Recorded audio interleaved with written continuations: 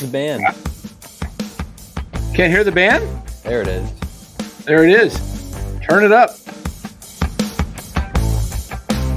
All right, everybody. Welcome on in. NorCal Sports Network. And the Giants decided to wake up. Too little, too late. But they are now have won 6 of 7 on the road trip. No, they're 6-1. 6-1, Bora. Unbelievable. As this Giants team is playing good baseball, but you know what? For me, individually, hold on, let me get my other pair of glasses here. They're looking good. Chapman playing well. Inside the park home run, one of the most exciting plays in baseball, in my opinion. Love seeing a guy race around the bases, and then hits a triple. McCarthy blows both of those. Should have had both of them, but misses both.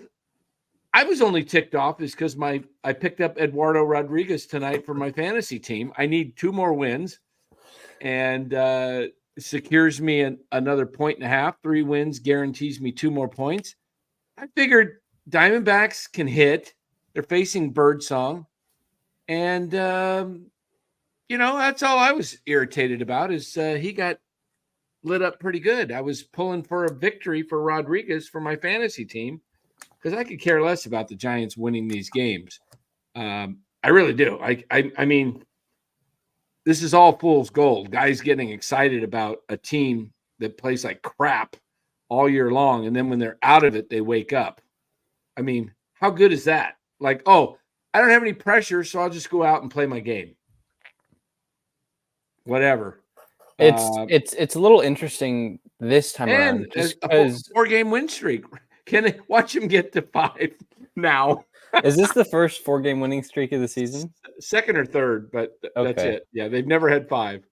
Do you think this is Bob Melvin's managing, or is this just a circulation of Farhan's tenure? Because they've always finished fast. I think 22 they were pretty under 500. Then they made a last push, and last year they made a push. This year they're making a push. It could be Farhan, but it could also be the way Melvin's managing.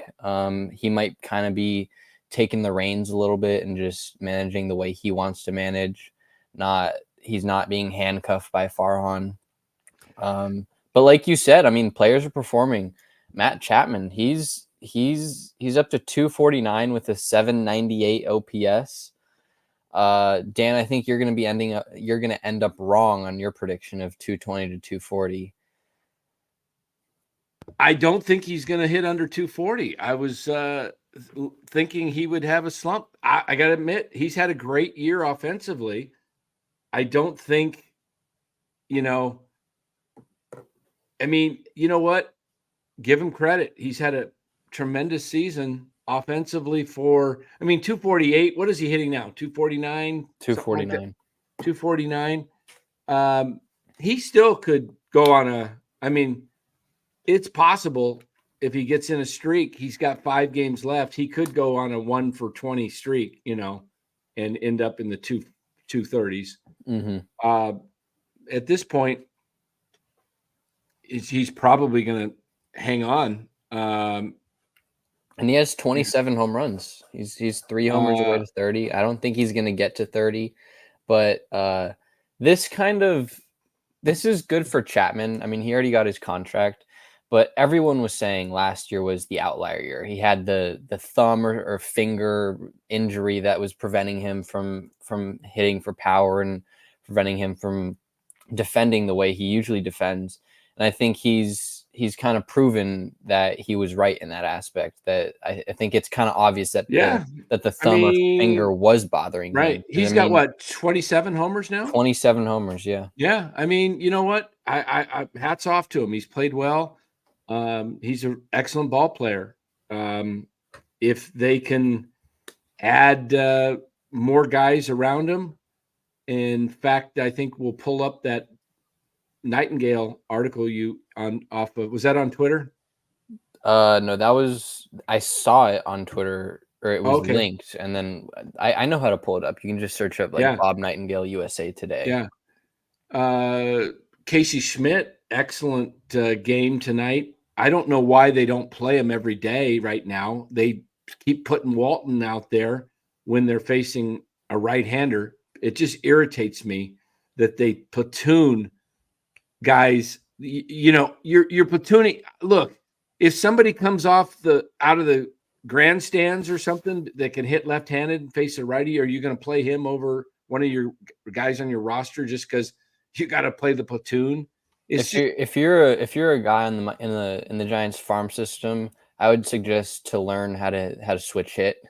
So then then you won't be platooned. Even if you suck, just if you're completely horrible lefty, or just become a lefty, because if you suck hitting right-handed, try just changing your game to left-handed, because 70% of the pitchers you'll see in the big leagues are right-handed. So you'll be riding the pine if you bat right-handed and you're not a great hitter for the Giants. Exactly. I mean, yeah, Casey Schmidt's looking really good. He's looking very comfortable. I will say though, did you watch the whole game, Dan? I think I did. I think, yeah, I did. Casey Schmidt's third at bat, his at bat after he hit the home run. He was in an 0-2 count. It was against the reliever who had just come in. He fouled the first two pitches off, and on an 0-2 count, it was a slider on the outside corner, pretty belt high, and Casey Schmidt just swung out of his shoes, and it was a pretty good swing. He fouled it back, but and then the next pitch he swung out of his shoes again, and he struck out swinging. So, and Mike Krukow said on the broadcast, he's like, "Oh, that's a big league hack from Casey Schmidt. That's not a 2-strike approach hack." I'm not going to nitpick there, but that's kind of an example of the Giants' philosophy hitting wise and their two-strike philosophy. It's just they don't situationally hit, and they don't hit with 2 strikes. They just go all out. They have one swing their whole entire at bat, and they don't shorten up and poke the ball, because there was a runner on first and second.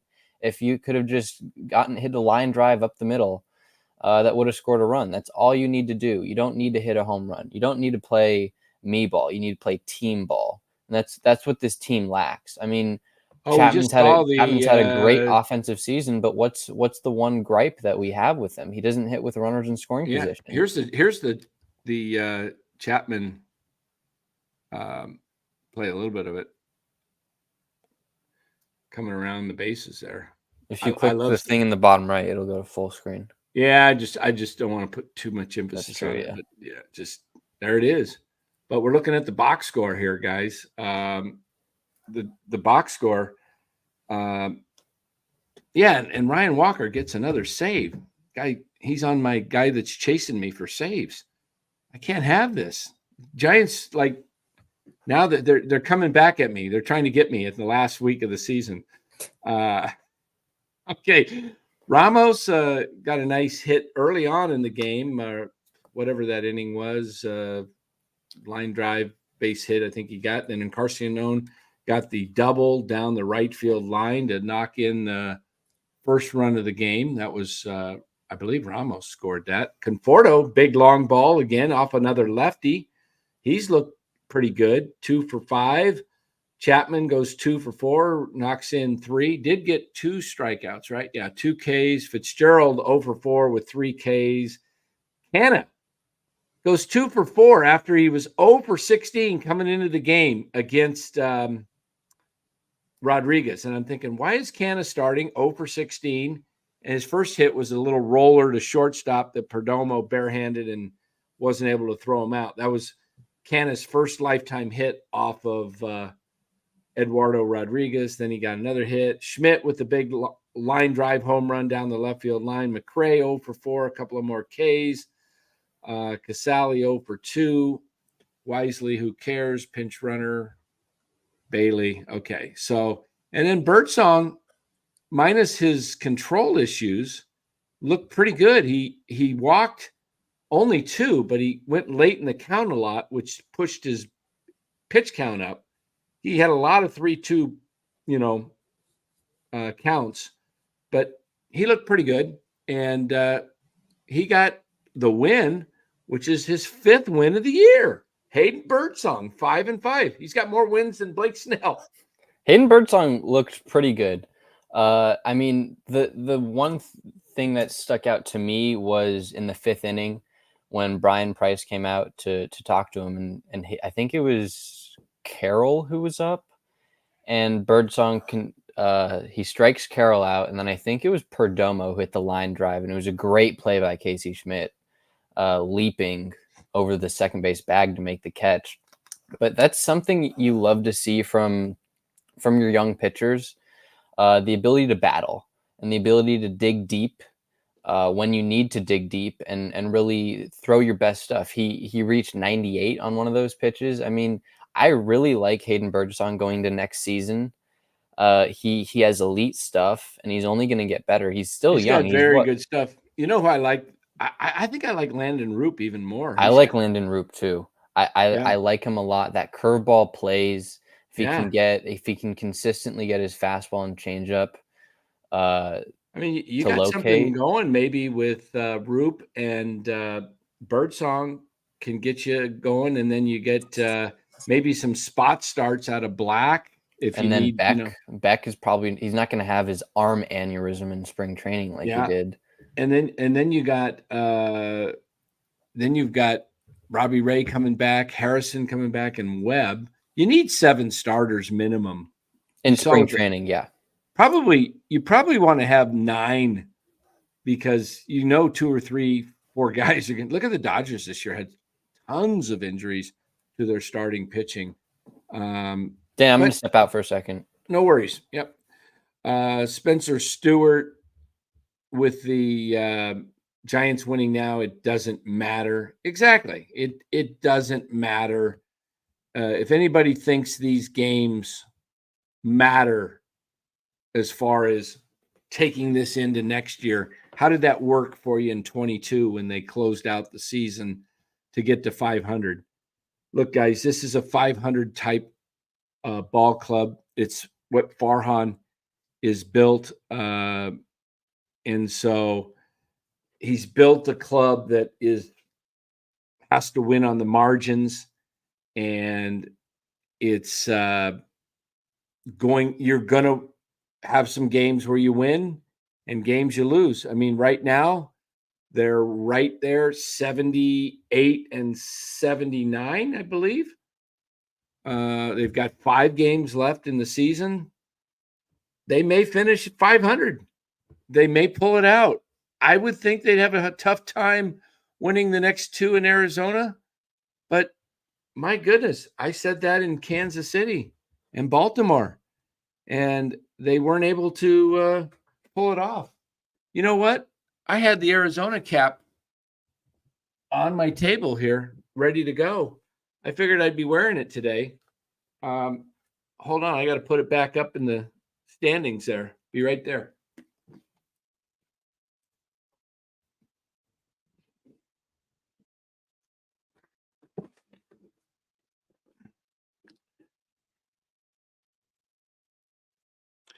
All right. Well, hold on here. Got my earplugs tied up. I guess I don't need to hear myself until Bora comes back. But what else we got in the chat? Any good chats? Hold on. Let me turn my AC down. I'm getting warm again. One sec. Okay. That'll cool it off in here. Got the standings right there, guys. Let's get a full shot of that. Okay. There we go. All the hats. Do I have the standings in order? I haven't really reviewed them. Not much has changed. National League West, Dodgers, Padres, Diamondbacks, Giants, Rockies in the Central, Milwaukee, Chicago, St. Louis, Cincinnati, Pittsburgh in the East. Philadelphia, the Mets, Braves. That could change. We'll see what happens that starts tomorrow. Nice 3-game series in Atlanta. Washington, and then the Marlins, which you can't even see that hat. That needs some light on there, doesn't it? I wonder if I shine my light on there, if that would do anything. Let me see. There we go. Marlins. Can't barely see that. And then we've got in the American League,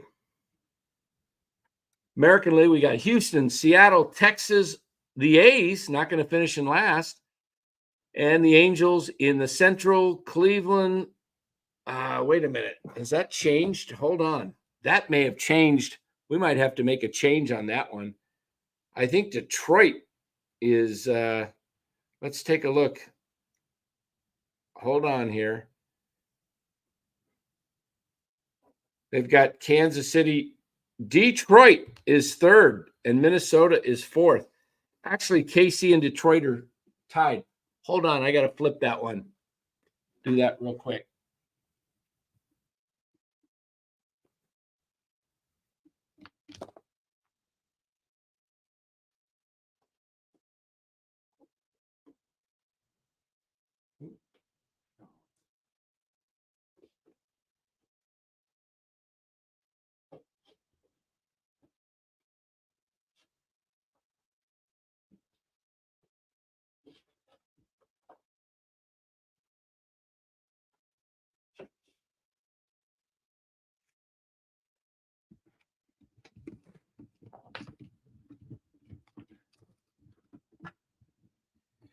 All right, I'm back.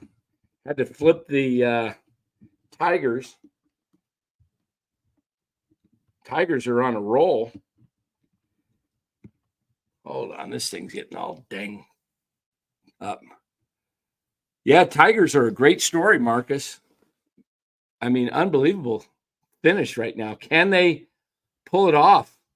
I mean, if the standings were to end today, the Tigers would make the playoffs. Minnesota's a game out. Seattle a game and a half behind them. Seattle has 70. You know what? Let's take a look at the let's look at the standings, because that is hold on here. Connection error. We should look at the wild card standings there with the Tigers in the American League.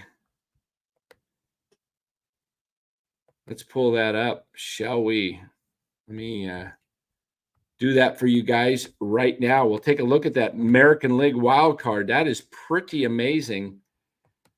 Okay, there it is. American League wild card. We got Baltimore comfortably ahead in the first position. They'll finish as the top wild card. But the Royals and Tigers, dead heat, with the Twins one behind them and the Mariners 1.5, but 2 back in the loss column. And the schedule for the week is Detroit is going to Washington. Wait a minute. Hold on. Darn schedule. Tigers are playing at home to Tampa Bay Tuesday, Wednesday, Thursday, and then Friday the Tigers finish at home with the White Sox. So the Tigers have an excellent shot of making the playoffs. The Twins, on the other hand, they are going to face the Marlins at home, so they should do okay there. But then Minnesota finishes the season against Baltimore at home. So I don't know if those games are going to mean anything to the Orioles. They're locked in probably into their position, but it could if so. And then Seattle's got to go with, let me see, Seattle, the Mariners. are going to Houston tomorrow night for a 3-game set. And then Seattle finishes up at home against the A's. So that's what's going on there in the American League. National League gets interesting. It's 3 teams fighting for 2 spots, or in the American League, it's 4 teams fighting for 2 spots. But in the National League, Padres are looking pretty good. Mets facing Atlanta tomorrow night in Atlanta, 3-game set. And the Braves own the tiebreaker. They won 5 of 7 over the D-backs, and the Mets and Braves are knotted at 5. So whoever wins this series owns the tiebreaker in Atlanta. But the Diamondbacks, they're only 1 game behind or ahead of the Braves in the loss column, and they've got the Padres this weekend. So it all depends on if the Padres games are meaningful or not, because they're 4 back of the Padres are the Diamondbacks. They're going to need help from the Dodgers, the Diamondbacks. So we'll see. It's going to be interesting. It's going to be a heck of a finish. So we'll see how this all goes. So we'll take a look at it and keep you posted right here on NorCal Sports Network, and then we will bring you the playoffs too, guys. Hey, if you're watching, a lot of people in the chat right now, hit that like button, and would appreciate that. Like and subscribe. It's up there on the board, I believe it was. Hold on, what happened to it? What did I do? I messed it up. There we go. Like and subscribe. Like and subscribe, and then check out the banner along the bottom there. Hit me up if you need any help in that area, or Los will get you squared away. Bora will be back shortly here. We'll get to the 49ers coverage when Bora comes back. In fact, we'll cover the Giants a little bit more, and still we don't chop it back, going back and forth. What do we got? Padres trying to win the division. Yep, they're 4 back of LA. Could have been 3 back. No, what are they back? Hold on, I just had it. Let me pull that up here and look at the standings. National League. Padres are 3 back. Yeah, could have been 2 back, but unbelievable come from behind victory in the bottom of the 9th, back-to-back home runs by Shohei Ohtani and Mookie Betts gets it done for the Dodgers yesterday, or the Dodgers would only be 2 ahead of the Padres. So Padres are going to come into L.A., Chavez Ravine tomorrow night and look for the sweep. If they can sweep the the Dodgers, I don't know how the season series looks. They've played 10 games. I don't know if it's 6-4 or 5-5. Maybe one of our crack crew out there in the chat can look that up. I can try to look it up here while I'm let me see. I'll look at the schedule here and see how that looked for the Padres. I know they opened up 2 in Korea to start the season in March, and that was a split. So 1-1. They played 3 more in LA in early April. The Padres won 2 of 3 there. So it's 3-2.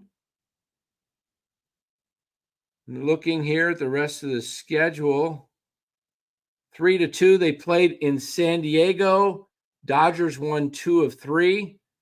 So it's 4-4, right? 4-4. We must have a 2-game series somewhere else. Let's see. 4-4.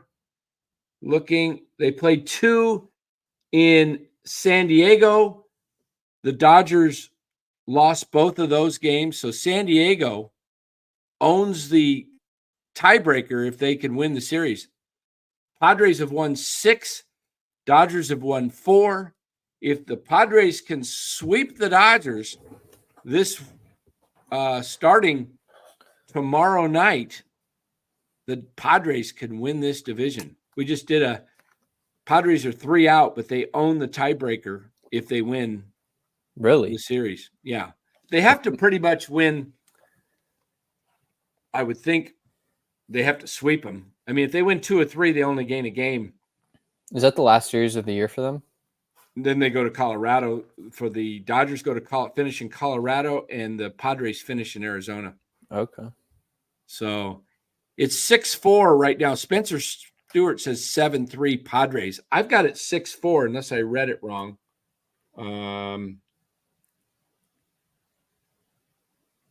Yeah, I think you're right. 7-3. Might be 7-3 because I was looking at a Dodgers schedule instead. And what's 7-3? 7-3 Padres as far as the 10 games. The Padres definitely own the tiebreaker. Oh, okay. Uh-huh. Yeah. What's interesting is we're getting into this tiebreaker. We're showing the standings. The Braves and the Mets square off.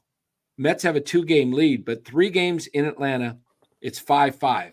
So whoever wins the series wins the tiebreaker. If the Braves win 2 of 3, they go into the final 3 games with Braves down 1, but they own the tiebreaker over the Mets. The Tigers own the tiebreaker over, who was it we were looking at, guys? I can't remember. Is it Minnesota or Kansas City?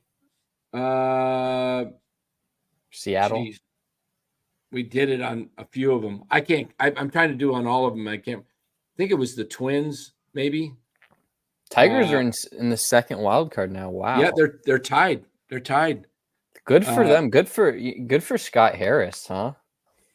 Yeah. And if the Braves go 5-1, they'll probably get in because they'll probably end up catching Arizona. Arizona has, these are must-win games.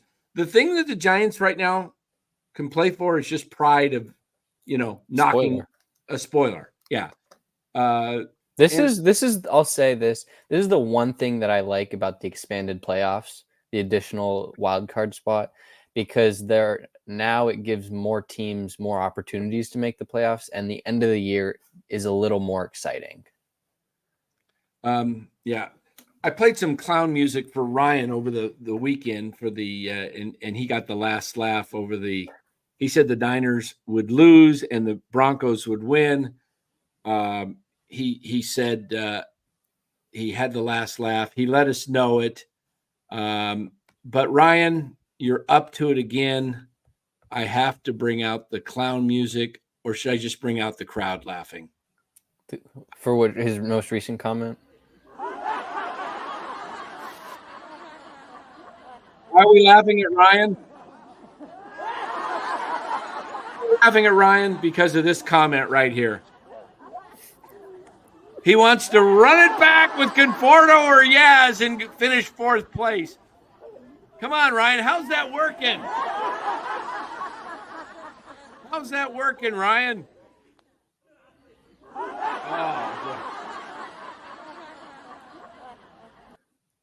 if you just look at the numbers, I mean, both of them are having above average seasons. So I think they're going to get their money from some team. It's not the Giants for sure, but it's going to be from one team. I could see the Mariners going in. Look at this. Kyle McKiernan says you're aging by the show. Boy, I'm not kidding you. You're aging, growing in real time. Since your first show to now, you can totally tell you're on your last growth spurt. I'm exactly 20 years older. Sorry, that's weird. I'm going to take it as a compliment. Thank you, Kyle. Should we go back and look at some Bora clips from last year? No, we do not have to do that. Should we pull up the Bora clip saying Giants are going to win the division? I'll try to find that after the show and we can play that. Oh, but I mean, yeah. How many home runs does Conforto have? Does he have 19 or was that 20? I think it was 19 tonight. If he could have just been given the opportunity to play every day. Hey, look, I think I mean, it's not a terrible comment from Ryan. I'm kidding and half kidding. Conforto's not a bad ball player. He just they just jerk guys around. They bench him against lefties, and they finally figured out tonight, hey, this dude's hitting over 300 against lefties. Maybe we should play him. You know what I'll say though is if the Giants can't sign Soto and they can't sign anybody else, and they can guarantee that Conforto is going to play every day as the everyday left fielder, I wouldn't necessarily be opposed to that if he's their best option. I think there are a lot of better options on the table. I think you can go young, and that might be a better option. But if they really want Juan Soto,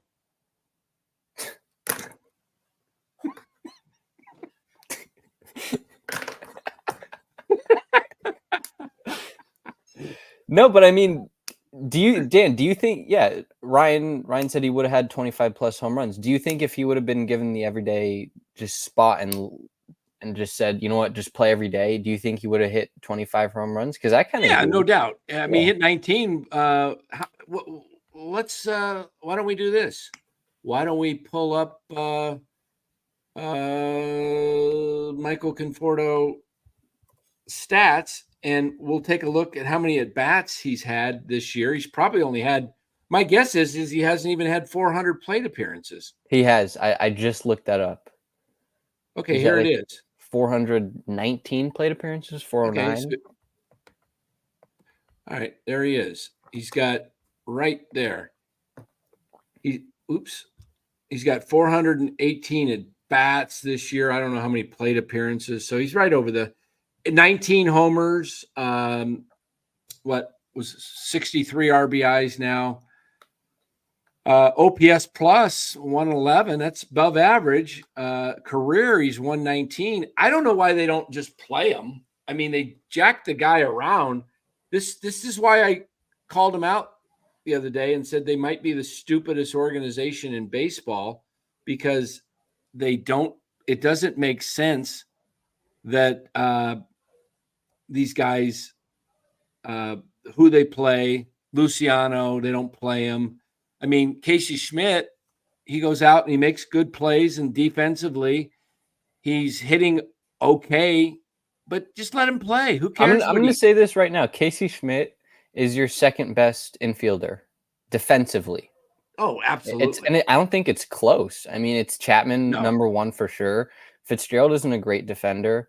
It might be Wisely. Wisely's a pretty good defender. I've seen Wisely getting balls. But I think it is Casey Schmidt. And if I had to ask you this, out of the three, Matos, Luciano, and Schmidt, if you had to gamble, if you have to put all your eggs into one basket, who are you taking for the future, as a career? Probably Matos. You think it's Matos? He doesn't strike out that much. He makes contact.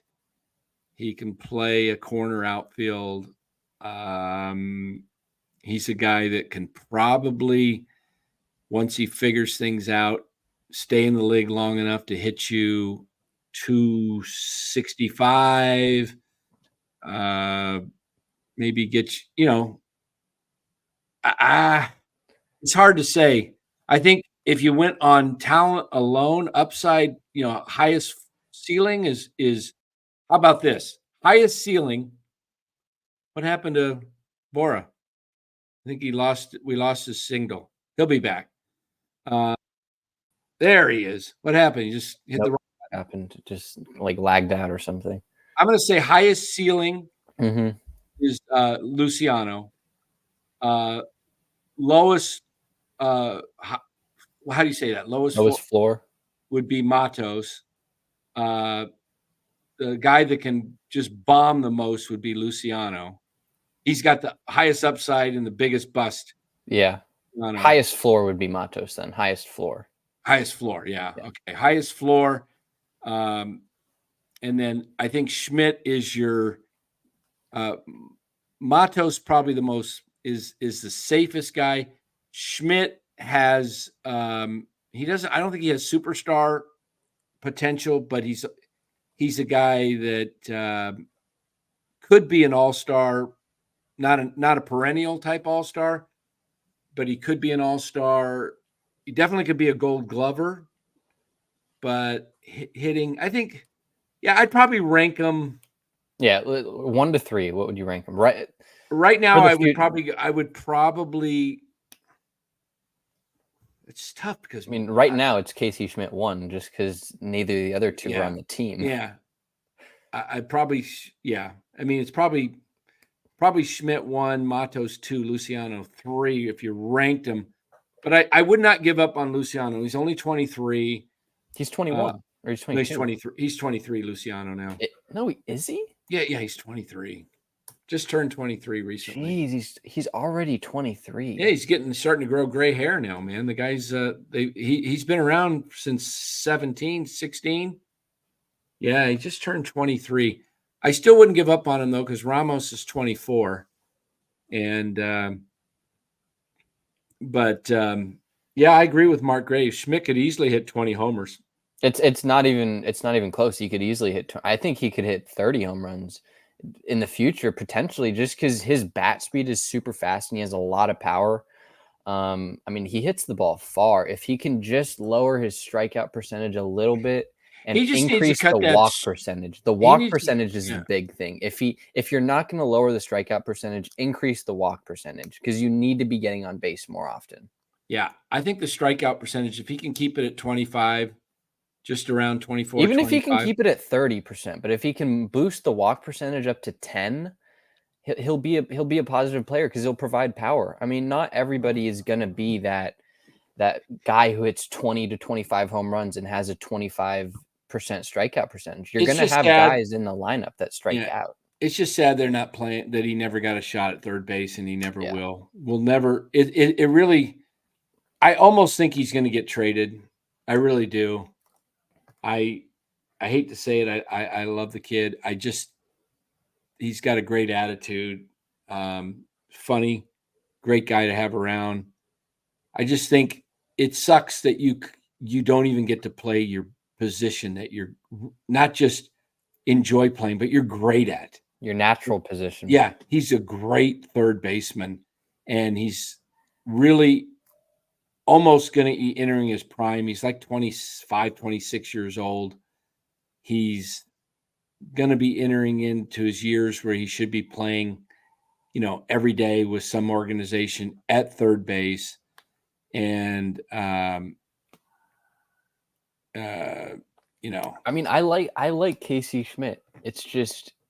It's tough. And right now, I'm leaning Casey Schmidt over Matos and Luciano, just because in the limited at-bats that he's gotten, he's kind of taking advantage of those at-bats. He hasn't gotten a complete run, and honestly, neither of the three have gotten a complete run for a month straight to just play. But right now with Casey Schmidt, he's taking advantage of his opportunity. He really is. He's had a great road trip. He had a really good road trip, and he's playing elite defensively. I mean, I could see the Giants honestly thinking of Casey Schmidt as the future second baseman or shortstop, because I wouldn't be opposed to that, because he has a strong arm. He has a super strong arm. I would arguably say he has a stronger arm than Matt Chapman. Yeah. Oh, he does. Yeah. Look at his. He was a pitcher through 95. Look at his. I mean, he's now got 6 home runs in 100 at bats. Scroll down a little bit. Go to his everything batting. A little more, right there. Standard batting. Look at the walks to strikeouts though. That's the one thing that has to improve. He's got 187 in his career with 15 base on balls. Yeah. I mean, last year, he's improved this year. He's only had 100 at bats. His batting average is up 30 points. And it's going to be, I think it's at 240 something now. Let me take a look. I've got the box score right here. He's now hitting 240. Yeah. Yep. 240. So his average is up 34 points so far from last year. I mean, if you look at his home runs, he's got 6 home runs in 100 at bats, right? No, okay. 101 at bats. No, he only had 3 tonight. Oh, yeah, he had 4 plate appearances, yeah.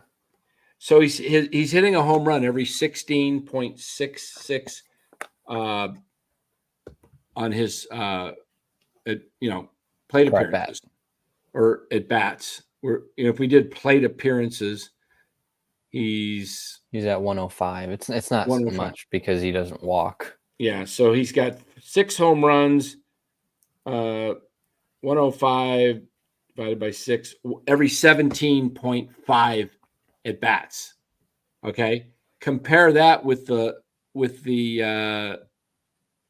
league, the team leader, and Chapman has 27. Let's see how many plate appearances for Chapman. 6. He had 4 tonight. I think so. Yeah. So 629 plate appearances and 27 home runs. Casey's is 17.5. Chapman's every 23.2 at bats. If you looked at that, guys, Casey Schmidt would be hitting more home runs than Chapman. If we don't know that for sure, but average wise, if you gave Casey 500 plate appearances and he hit one every 17.5, he'd have 28, and that's less than Chapman's plate appearances. So the kid, this is why you play a guy, because you want to see that. They should have just played him all year long at short or second, all year long. And you know what? Let him have his struggles. How many home runs did Casey hit in, you know what? Let's just take a look. In the minors? While you do that, I keep going back to the beginning of the season and opening day, and they had Nick Ahmed starting at shortstop. Jeez. The Giants knew that he wasn't going to give you anything offensively. I mean, you can look at his career stats. He's horrible offensively. The one thing that he did give you was offense. I don't understand. And Casey Schmidt started out in AAA, right? Mm-hmm. I don't understand, one, why they didn't have Casey Schmidt up here instead of Ahmed, because you knew that Casey Schmidt was going to give you above average to elite defense at shortstop. That's a given. Everybody knew that. And he would have provided a little more offensive potential.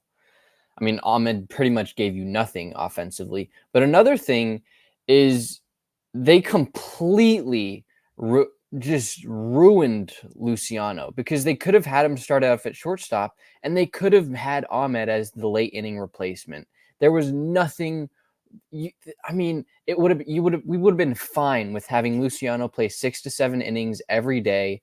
You see what he has offensively. He's not gonna lose you games defensively if from innings 1 to 7. You can have Nick Ahmed, or you can have a defensive specialist at shortstop in the late innings, and that can help you win games. I mean, it's just, they completely ruined and they completely messed that up. All right, let's just take Casey's at bats, and because we don't see his plate appearances here. He hit 13 homers in 292 at bats. So he hit 6 with 100 at bats. Well, add the walks. So 292 plus 31 is 323. 323? Yeah. Okay. And how many plate appearances? 105 in the big leagues? Yeah. Okay, so 323 plus 105, 428 plate appearances, and he hit 19. He's hit 19 this year so far. That's one every 22 and a half at bats. He's just one at bat in front of Chapman. So basically, you look at Casey's stats. He hit 274, and he had an Is this in OPS. AAA this year? Yeah, AAA. He had an 812 OPS. He's basically, if you took, I know it's AAA versus major leagues, but it's Chapman's 8th year in the majors. If you extrapolated the stats from Casey's full year in AAA and the big leagues, he's basically Chapman. He's hitting 250-ish. He hit 240 with the big club, and he's hitting 274 down in the minors. So he's hitting you in the mid 250s with 19 homers, and he's hitting a home run every 22 and a half plate appearances to Chapman's 23 and a half. So, and we saw him defensively, what he did the other night in Kansas City, or was that Baltimore? Baltimore. Can't remember where it was, but it was pretty remarkable what he was doing. And yeah, Baltimore. And he did this all year long in the minors. He's got a gold glove in the minors. I'm not saying that Casey Schmidt is better than Matt Chapman, but you have a similar Chapman's a leader. He's faster.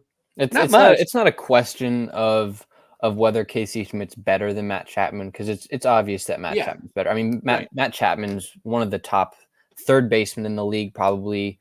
Everybody loves Matt Chapman. Matt Chapman's really good. The problem is, you knew that Casey Schmidt was coming up, and you knew how good he was defensively. I mean, whoever said it, or the article, or whatever was put out, someone compared him to Matt Chapman defensively. There was that comparison. Right. They said it. Yep. The exactly. Giants promoted it too. Mm-hmm. And I mean, he was your second round pick in 21? Yes, 2020. 2020.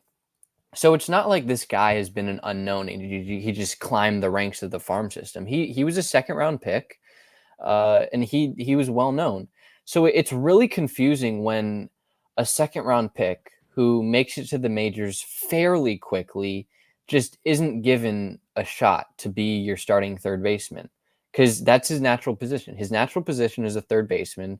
And I get that Chapman's here and Chapman's going to be here for the next 6 years, but it's frustrating to see a talent like that at third base go to waste, because third baseman, it's the hot corner. I mean, you kind of need a really good defensive third baseman in this league. I mean, Casey Schmidt's a great third baseman. Matt Chapman's a great third baseman. They're both great third basemen. And I think the good thing with Casey Schmidt is he's shown, and he's kind of proven a little bit, that his defense at third base translates and plays at second and at short, which is good.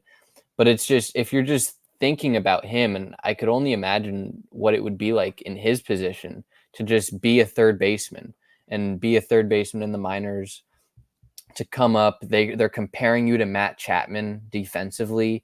You're getting that comparison from the organization, not just scouts or not just analysts, but the actual organization that you're in. You're getting that comparison to Matt Chapman, and then they sign Matt Chapman, and it's kind of like, all right, I'm not going to get my shot. So it's a little frustrating, but at the same time, he has a great arm and he has a great glove. Now, make him a shortstop. Try and exactly. Make him That's shortstop. Exactly what I would do. From what I've seen when he's played shortstop, he doesn't have the range that I think Tyler Fitzgerald has. A little more range, but he could be as good. He could be as good as Brandon Crawford. I think he could, if he can develop to have a little more range. I mean, he has the arm strength. He has, I think he has top 5% in the league in arm strength. They just need to make him the shortstop. Really, just say, you know what, go play winter ball for a month. Just play shortstop and learn the position. Just forget. Obviously, if you're going to stay in this organization, you're not playing third base. Yeah. That's a good, unless Chapman injures himself. But yeah, exactly. I mean, that's it. But is put him at shortstop. He's got the best arm. I want to see him play there over Fitzgerald. I'd put Fitzgerald at second if you can't sign anybody. If you can't get a Ha-Seong Kim, or if you can't get Willie Adames from the Brewers to play short, go with Casey Schmidt. You're going to have solid defense. He's going to give you the defense. He's got quick hands. I mean, what I would love to see, honestly, next spring training, if they don't try a shortstop or a second baseman, make it a competition between Fitzgerald and Schmidt at shortstop, and then the loser. I would make it a competition because I've seen it too many times. We saw it this past offseason. Mike Yastrzemski was given the job in true. Right field. I just don't like to earn their job. Yeah, I agree with earning it, but I don't like Fitzgerald that much at short because I know you don't like him. I just don't like him at short every day. He's a fill-in short. He's fine, but 162, he just, and then I don't think I've ever seen. Have you ever seen a guy take a throw from whether it's the outfield or from catcher and slap a tag on as quickly as Casey Schmidt? He is great. Unbelievable. Unbelievable. And his ability to scoop it and just tag him. He's got such a glove, man. This guy, it's like boom. I'll say this. If he's given the reins at shortstop next year and he plays the entire season, if you're a betting guy, I would bet on Casey Schmidt to win the Gold Glove at shortstop because he is. I bet you would get really good odds.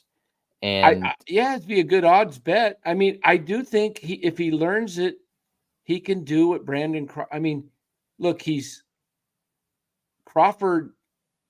Casey's quick.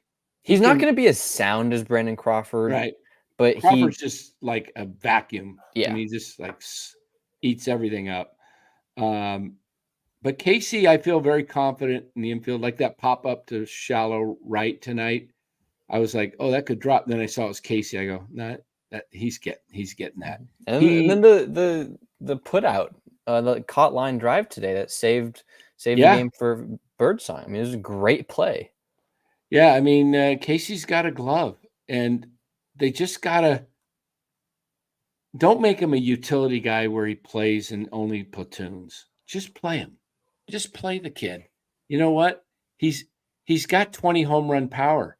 I mean, you could have an infield. Seriously, if you got yourself a first baseman, whether that's Eldridge or Guerrero or whoever, and just not Lamont. I mean, I like Lamont, but he's a good bench guy to have that can fill in at outfield or first when you need him.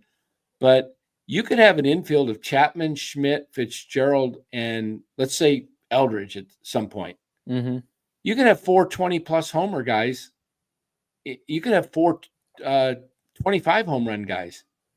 I mean, we already extrapolated out that Casey would hit. He's already hit 19. Give him some time. He's definitely got 20-plus homer power. Fitzgerald has it. We know Chapman has it. Eldridge has 40. Yeah. Ramos has 20-plus homer power. Ramos has 30. I mean, he probably does. He's at what, 20? How many is he at right now? 24? 21, 22? I don't think he has much more than that, does he? No. I'll pull him up right here. When did he didn't even start the season on May 8th. So he lost. Yeah, he lost 35 games, I think. Elliot Ramos has 21 homers. Okay. But 21 for Ramos. Lee's not going to hit you many. You're going to have to find another stick in the outfield, whether that is, you go to the free agent market and get the 29-year-old Juan Soto signed, or Should we bring up the article then? Yeah, on the GM. Mm-hmm. Yeah, let's bring that that I sent up. in the text. Yeah. Okay. Yeah, let's bring that up, and then we'll cover that. Then we'll hit some 49er football, guys. All right. Okay.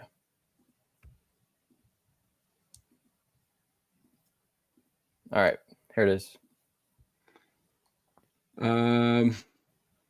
All right. So this is from Bob Nightingale. If the San Francisco Giants dismiss Farhan Zaidi, president of baseball ops, at the season's conclusion, look for them to reach out to former Miami Marlins GM Kim Ning. How do you say her last name? I think it's just Ing. Kim Ing, and Minnesota Twins GM Thad Levine as potential replacements. The Giants have missed the postseason in all of but 2 years since the 2014 World Series.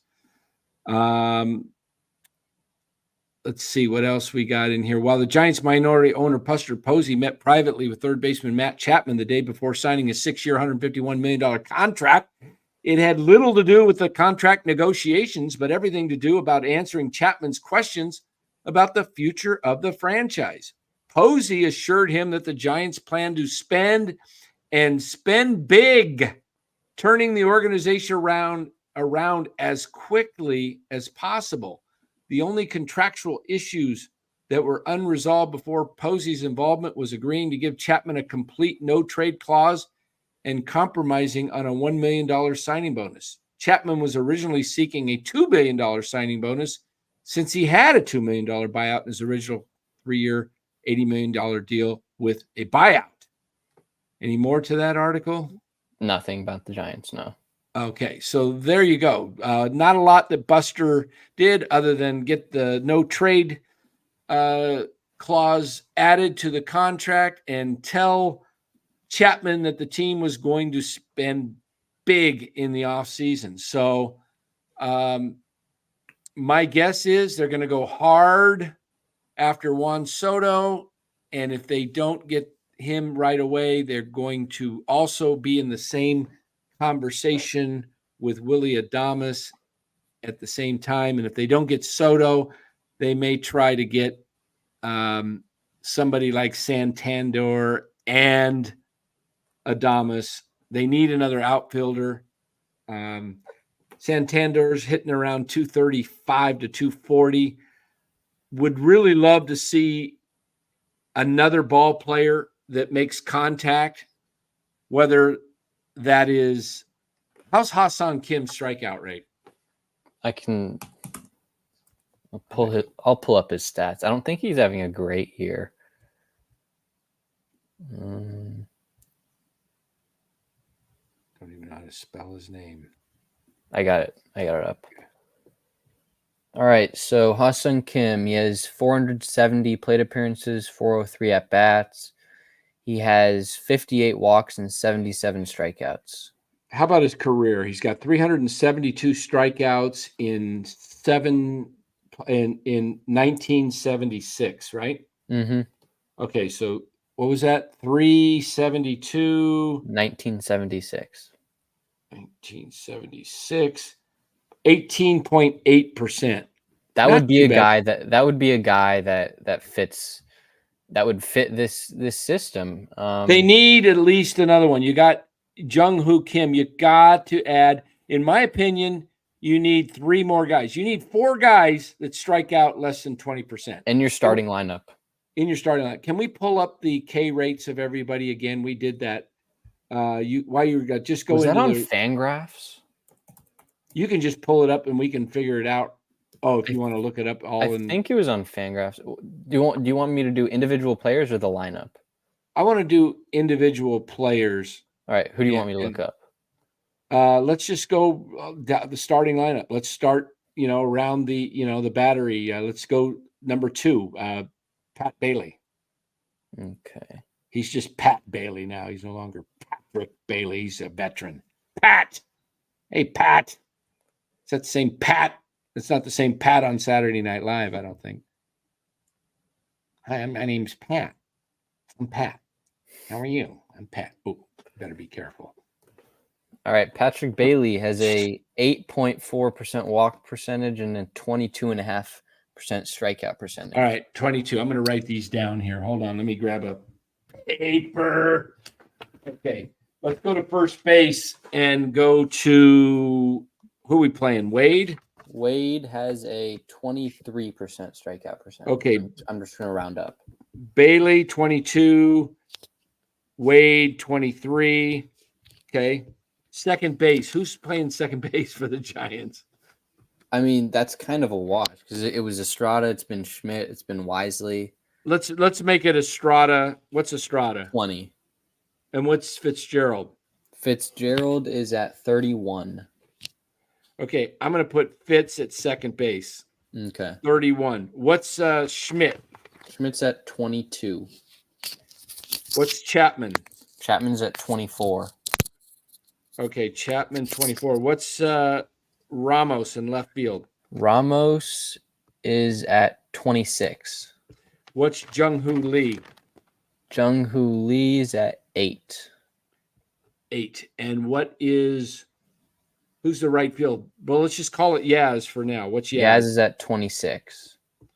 Okay. And then Conforto's at 25 if you want to include Conforto. Okay. 25, Yaz, Conforto. Okay. All right. So listen to this. Bailey, 22%. Wade, 23. Fitz, 31. Schmidt, 22. Chapman, 24. Ramos, 26. Lee, 8. Yaz / Conforto, 25, 26. Now go to the Padres. Okay. You're going to find this guy's exercise very interesting. Mm-hmm. We already did this. If you were here when we did this, you'll know. Okay, so Padres. Who plays first base for the Padres? Is it Arise? Does he play first Yeah, base? it's it's Cronenworth, right? A lot of times it's Cronenworth. Yeah, let's go Cronenworth. All right. He's at 18. Oh, let's get our DH. Who's our DH for the Giants? Let's just say it's whoever. Let's make it Conforto. It's 25. All right, yeah. Okay. So Cronenworth is what? 18. Okay. I know he's hurt. Kim's hurt. He was at 18 point. What was he? 18.8? Kim's 19? at 16. Okay. Kim, 16. Oh, they must be doing it by at bats instead of plate appearances. Maybe.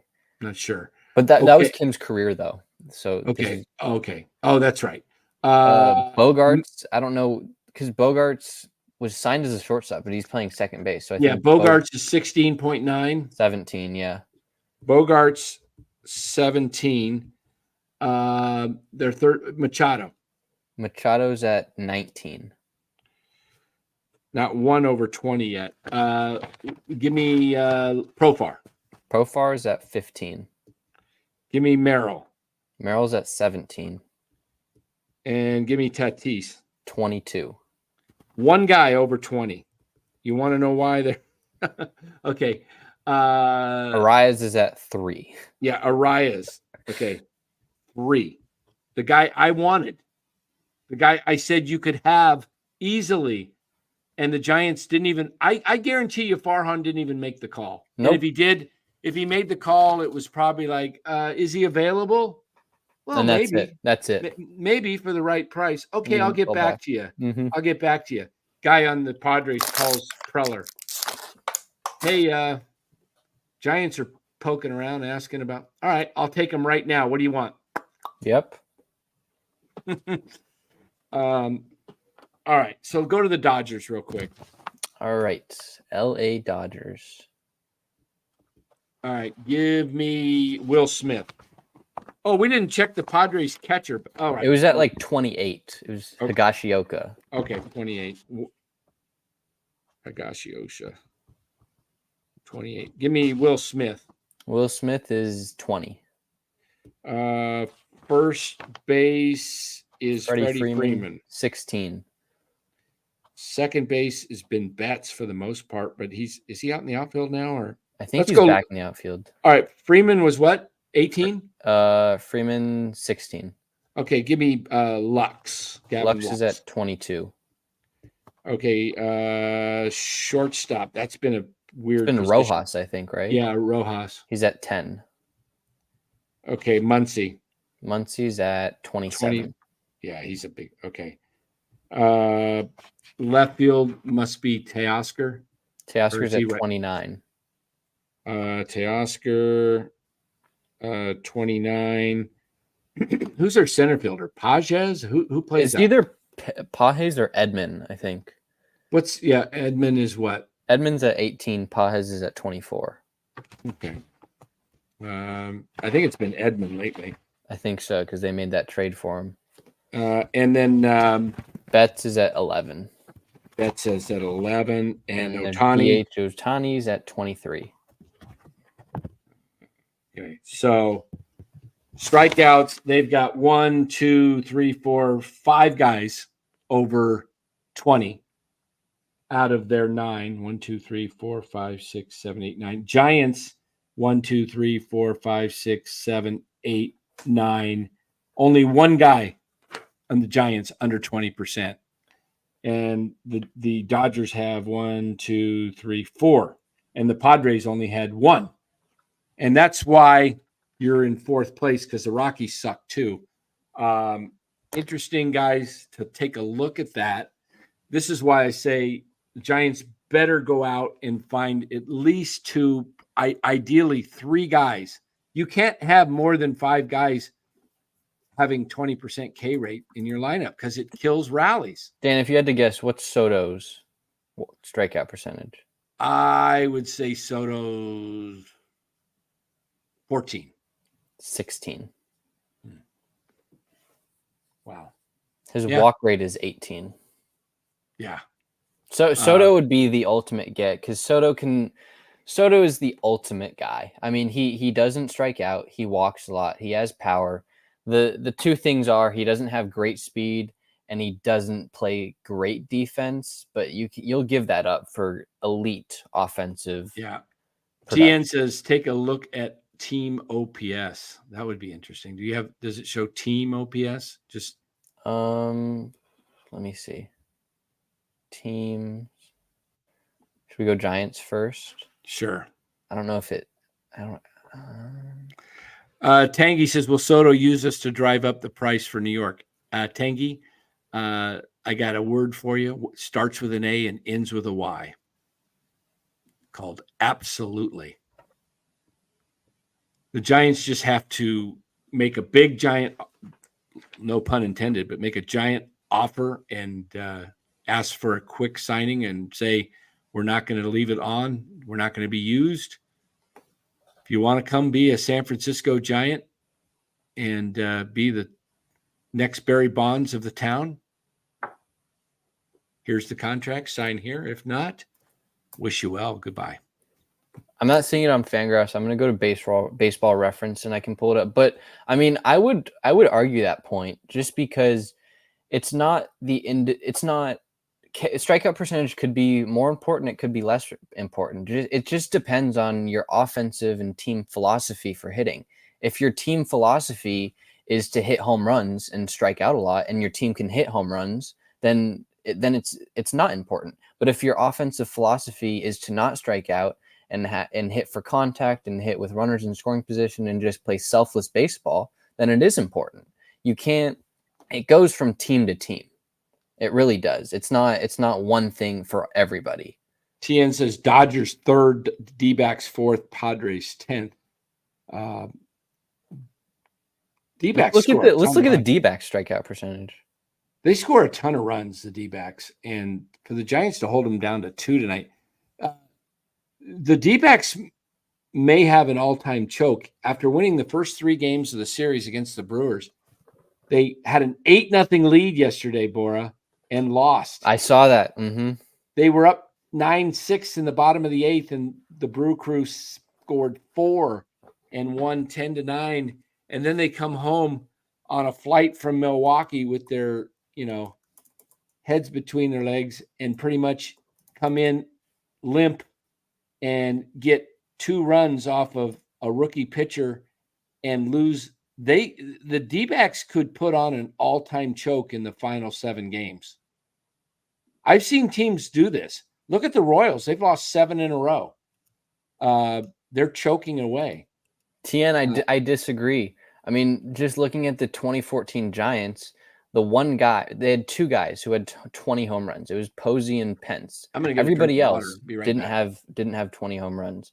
It all depends on team philosophy and your hitting approach. You can have, I mean, the Giants have never played in Oracle Park, AT&T, whatever you want to call it, is not a home run hitting ballpark. I mean, you got to play to your strengths. If you're playing in, I don't know, what's an easy park to hit home runs in? Arizona, and you have an offensive philosophy revolved around hitting home runs, then yeah, home runs are important. And if you hit home runs, then you're going to be successful. But if you have Cincinnati, exactly, Ryan. If you have a team that plays in San Francisco at sea level, and a ballpark that is not typically known for hitting home runs, then you kind of have to build your team around the ballpark. And I mean, you can try to sign these guys who hit home runs and hit for power, but at the end of the day, I mean, look at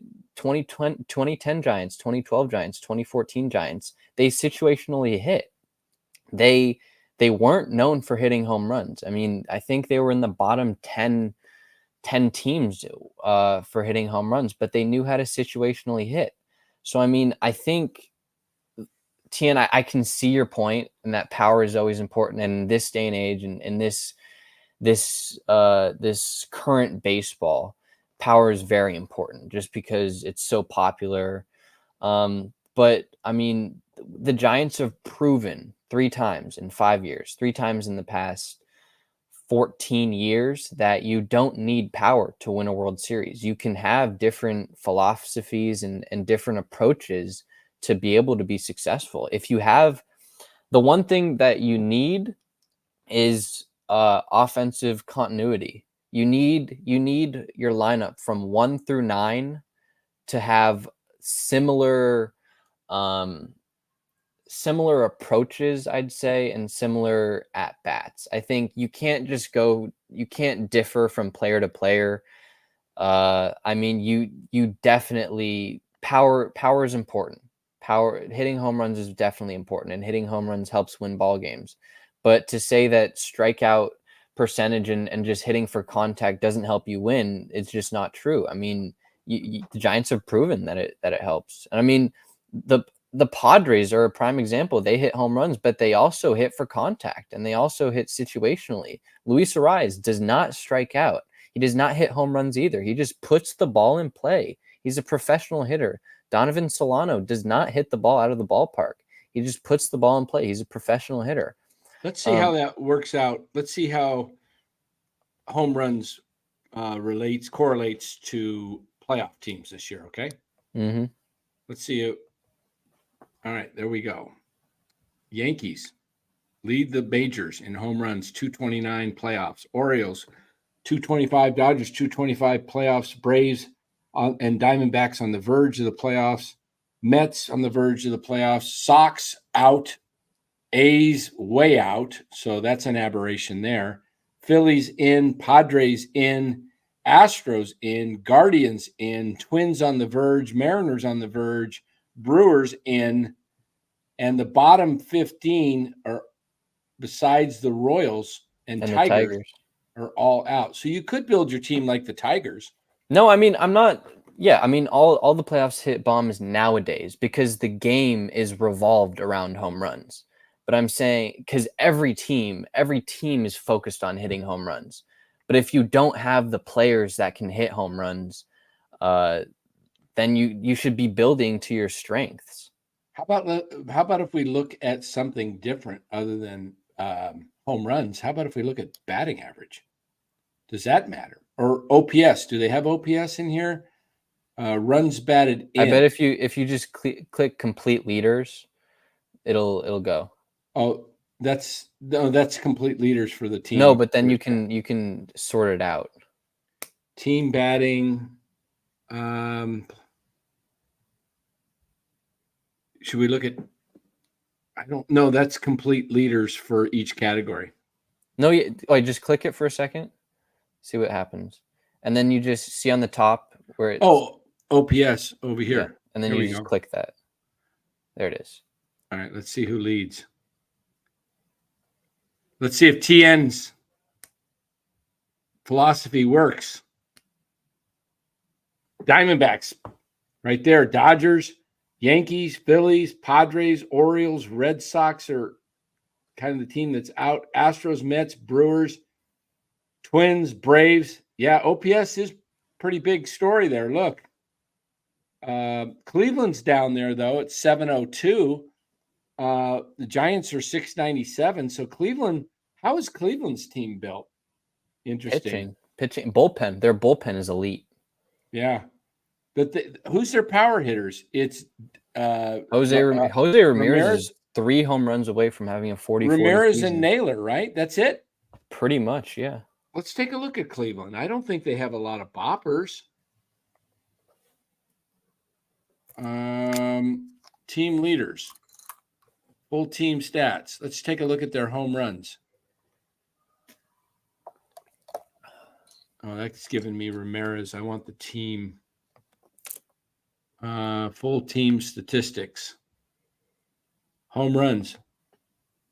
Okay, it's just 2 guys. Look at that. They're the second best team in the American League. And they're fighting the Yankees. The Giants have 180 home runs. The Giants have 167, I think. Look at that, Bora. 2 guys with that's it. But they've got the 2 guys. See? You got the one superstar in Ramirez that the Giants lack. I lost Bora. Maybe you had to go down and get the laundry.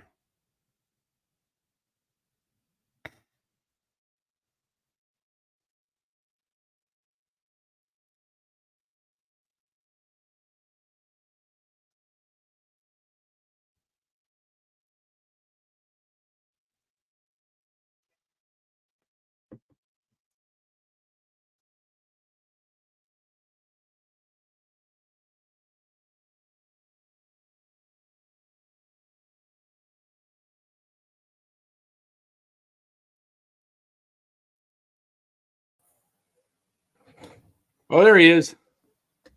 Bora's back. His computer died. He'll be back in here shortly. There it is. There it is. All right. I was just talking. I was like, since I wasn't looking at the screen. TN wants a link to join to make a better case. We could do that. He's saying he's high on the OPS, which showed that it was pretty successful. All the teams with the top OPSs. But look at the Cleveland Guardians. They only have 2 guys with big home runs. They've got the superstar in Jose Ramirez. Josh Naylor's having a big season. Go to batting average. But other than that, they don't have anybody with let me pull up their batting average. That's got to be okay. Miles Straw doesn't count. Stephen Kwan, 291, Ramirez, 274, and then 260. Yeah, not a ton. Can you put the link? Do you have that link, Bora? Do I just copy and paste? Yeah, copy and paste it and put it in the chat. Okay. There it is, TN. You got the link there. We'll have TN come on in, make a case for the OPS, and then we will move on to the Niners and finish up because we've been going an hour and 20, and we only got about 30 minutes left or less. Yeah. Oh, my watch battery died. Okay. I got to redo that. So we've got the link out there. Bub Rad says Giants will re-sign Farhan, Yaz, Conforto, Cannon, and Wade, and probably add Hassan Kim for $20 million a year. I really think they're moving on from Farhan. I don't think this late push has anything to do with him coming back. If it does, the ownership. If this late push is gonna prove to ownership that Farhan is gonna be back, then then I don't even know what to say, because there's 6 games, 7 games in the last while your season is over is going to prove to ownership that you deserve another year is just ridiculous. He's gone. Yeah, exactly. With that, we welcome in TN to the show. Hey, TN, how's it going? So my argument on this is that, hey, how's it going? Oh, is it, you got a I delay? need to mute the stream. Oh, okay. There we go. We got a little delay. All right. Welcome on in, TN.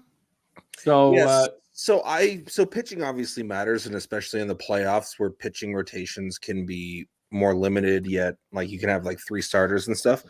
But if you just look at the history, like teams who like especially in the playoffs as of recently, like just of last year, teams were 19-1 when they out homered their opponent in the playoffs. Mm-hmm. Like, and OPS, it heavily correlates with the playoff teams. And sure, you can have the pitching like Cleveland, where you just dominate pitching and you win because you're pitching, but it's more rare than if you have like just a great hitting team. And batting average matters too a lot. OPS, not batting average, I would say on base percentage matters a lot, and that's part of OPS. So I would just say that pitching is more minimal to making the playoffs, but in terms of winning in the playoffs, I would say pitching is much more dominant. Yeah, I just think that you've got to have contact hitters that, sure. I mean, because the Giants I don't know what they're, be curious. How can we pull up on base percent? I can pull up. Let me see if I can pull that up. On base percentage with the league. If I can. Well, team ERA too. There'd be a lot of things that are going to more correlate towards winning teams, just because. I'm just curious because the Giants are constantly, runners in scoring position. Horrible. On base percentage. Here we go. Okay. Let me pull. Oh, that's individual. I wanted team. Hold on. Dan, while you do that, Tian, I completely see your point, and I agree with your point. If you can build a team around hitting home runs and everything, you're going to be successful.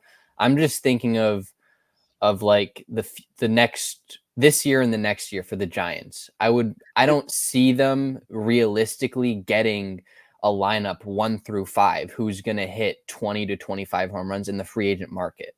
Yeah. So what Dan and I are saying is like, just you kind of got to go for one thing. And this year, the problem has been scoring with runners in scoring position. And then when you look at the team, they strike out a lot compared to the Dodgers and the Padres. So what do you think that they can do in the offseason to make the playoffs? Because I think that trying to make the playoffs and win right now is just more of a moot point rather than building and developing the good hitters and developing the team and then signing the free agents. Because I think they're trying to do this backwards. I agree with that. I think they've been trying to plug holes and then another hole. Why are we going to try to? So why are they going to try to sign a bunch of pitching and slugging when they know that their fatal flaw is their farm system? To me, the fatal flaw for this Giants team and the whole Farhan thing has been the whole. Let's just go back. The whole reason why Farhan was brought in was to replenish the farm system, right? Yeah. We can all agree on that, right? And it just hasn't been done. And that's why they aren't winning. Exactly. The players that have been brought up in the past couple years haven't performed. I mean, obviously Ramos this year and Fitzgerald this year have performed. I think one of the main problems, though, is they've been trying to fill the holes with some veterans, which is fine. The problem is those veterans have been on 1 and 2 year deals. So when you have a player on an opt-out and he plays well for a season and then he opts out, you still have that hole the next year. Or if he doesn't play well and then he opts in, that's still a hole. I mean, if the reason why I'm not You're putting Band-Aids over an artery wound. Exactly. So to me, Soto. But what I'm saying is, if the patient is bleeding out, you're not going to recommend just doing a minimal amount of care, or going, what I'm saying is basically, as I'm getting to, is going into free agency and trying to sign your problems away is never going to work. You're going to have to rebuild and then put the oomph into the farm system. Like, let's say the Orioles, for example. The Orioles, what they did is they tanked for a while. They waited until their team is actually good, and now they have the opportunity, if presented, to sign a couple bomb free agents and just make that a super team. And I think that's kind of what you got to do in today's MLB, because it's, even though they gave more wild cards, injuries are at highs. There's just so many more things where depth is needed. You need your superstars, but that depth to carry through, like having 3 or 4 pitchers that are in your farm system that can come up at any moment is amazing. And they just don't. Maybe with pitching it's a little different because they have some pitching, but they just don't have that with hitting. And I just don't see them signing enough free agents to where that's going to make the difference into them winning a World Series or not. So if your goal is to win the World Series, why do it half-heartedly when you could just full rebuild and do it right? I agree with that point. What I will say is, if you can sign a Juan Soto for 10 years, he's embedded into the team for 10 years. So you can. Oh, I don't want to sign Soto. You don't want to sign Soto? No, because I don't think it's right for them in their position. I think that what they need to do. So if I was GM, I'm signing a bunch of 1 to 2 year deals and trading them at the deadline, which they didn't do. They didn't trade Snell. They didn't trade Chapman. They didn't trade any of the pieces that they could have gotten value from to actually rebuild the farm. So what they're trying to do is they're going to be like, oh, we can hold on to these players and build for the future. It's like, well, are you going to be able to hold on to those players? And sure, they held on to Chapman, but I don't know if that really does them really good in the long term. But what does do them good in the long term is a trading a Chapman, a trading a Snell, a rebuilding at the deadline, and getting those people in the farm system, and then drafting, and then doing like what Washington's doing. Yeah. I would say best example what the Orioles have done. The Orioles have they picked at the top of the draft. They've picked good first and second round picks. They've turned that into a winning team, and now that they have the opportunity with so many people in their early RB years or early rookie contract years, now they have the opportunity to win for a long time. And I just see but the Giants aren't drafting in the top, of the draft. They're even if they rebuild, they're probably maybe drafting 8, 7, 8, 9, which is better than 15. Well, I want them to tear it down. I want them to straight up. I think the Chapman deal kind of screws him over if he plays bad next year. Well, he has a full no trade clause, so he's there either way. But I think that they really just needed to tear the team down to a base level like the Orioles did. Suck for 3 years, and I know you don't sell tickets, but you're just putting band-aids over an artery wound. And it's just, even if you sign the big, like, let's say they sign Adames, Soto, Flaherty, and a couple of relief pitchers. Does that make them a World Series favorite? Maybe. I'll say arguable. They really put themselves in a bind because they didn't do that. The time to do that was 22 when it was to trade Rodon and start the rebuild process. And they could have traded other guys, and they could have traded guys last year, but they didn't do any of that. And then they skipped it again this year. Now they've already committed to Chapman. They're not going to tear it down. The rebuild, if there was going to be a rebuild, it was either last year or the year before in 22. Now the rebuild is over. I mean, the development is over. You have Ramos, you have Fitzgerald, you have Luciano, you have Matos, and you have Schmidt. Those 5 guys are kind of on the fringe of AAA and the major leagues. I mean, they all should have been on this major league roster this year. So the rebuild to me is just over. You have your guys that you need to play. If you can go into next season, if you can sign a Juan Soto, like you said, if you can sign a Willy Adames and you can sign a Jack Flaherty, and a couple of bullpen guys, just on paper, to me, that looks like a playoff team. Because this year, without Juan Soto and without a Willy Adames, with a lot of uncertainty at shortstop, there's still like 5 games under 500, whatever. They were in the playoff race. I mean, we all knew they weren't going to make the playoffs, but if you're just going on standings, they were in the playoff race. I think those 3 guys would kind of propel them over the top, just because Juan Soto is so. He is such a great player that just a Juan Soto would kind of put you over the top from this year. Yeah, I would say they are definitely a playoff team at that point.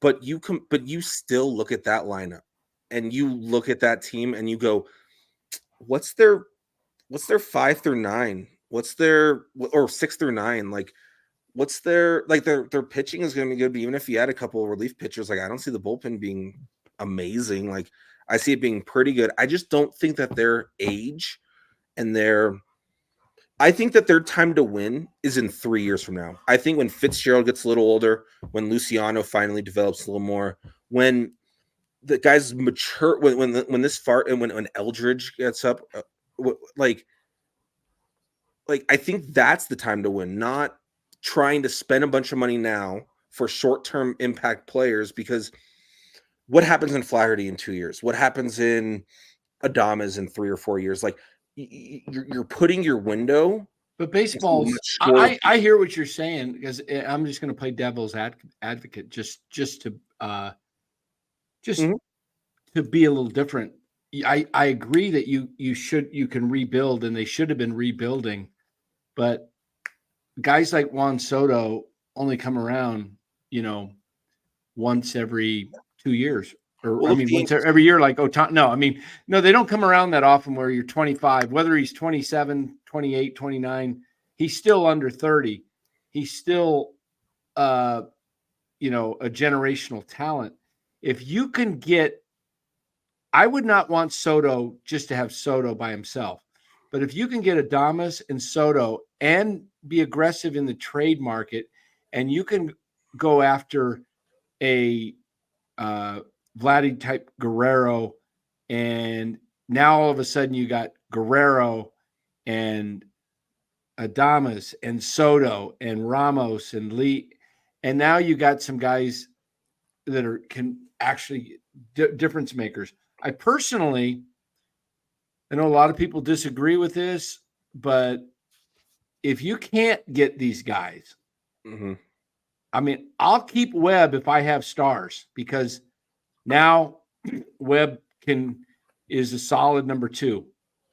But if I can't get anybody in the offseason, if I strike out in the offseason and I'm coming back with the same team next year, why would you keep Logan Webb? By the time the Giants get good, Webb is going to be at the end of his contract, and you're going to get nothing out of him.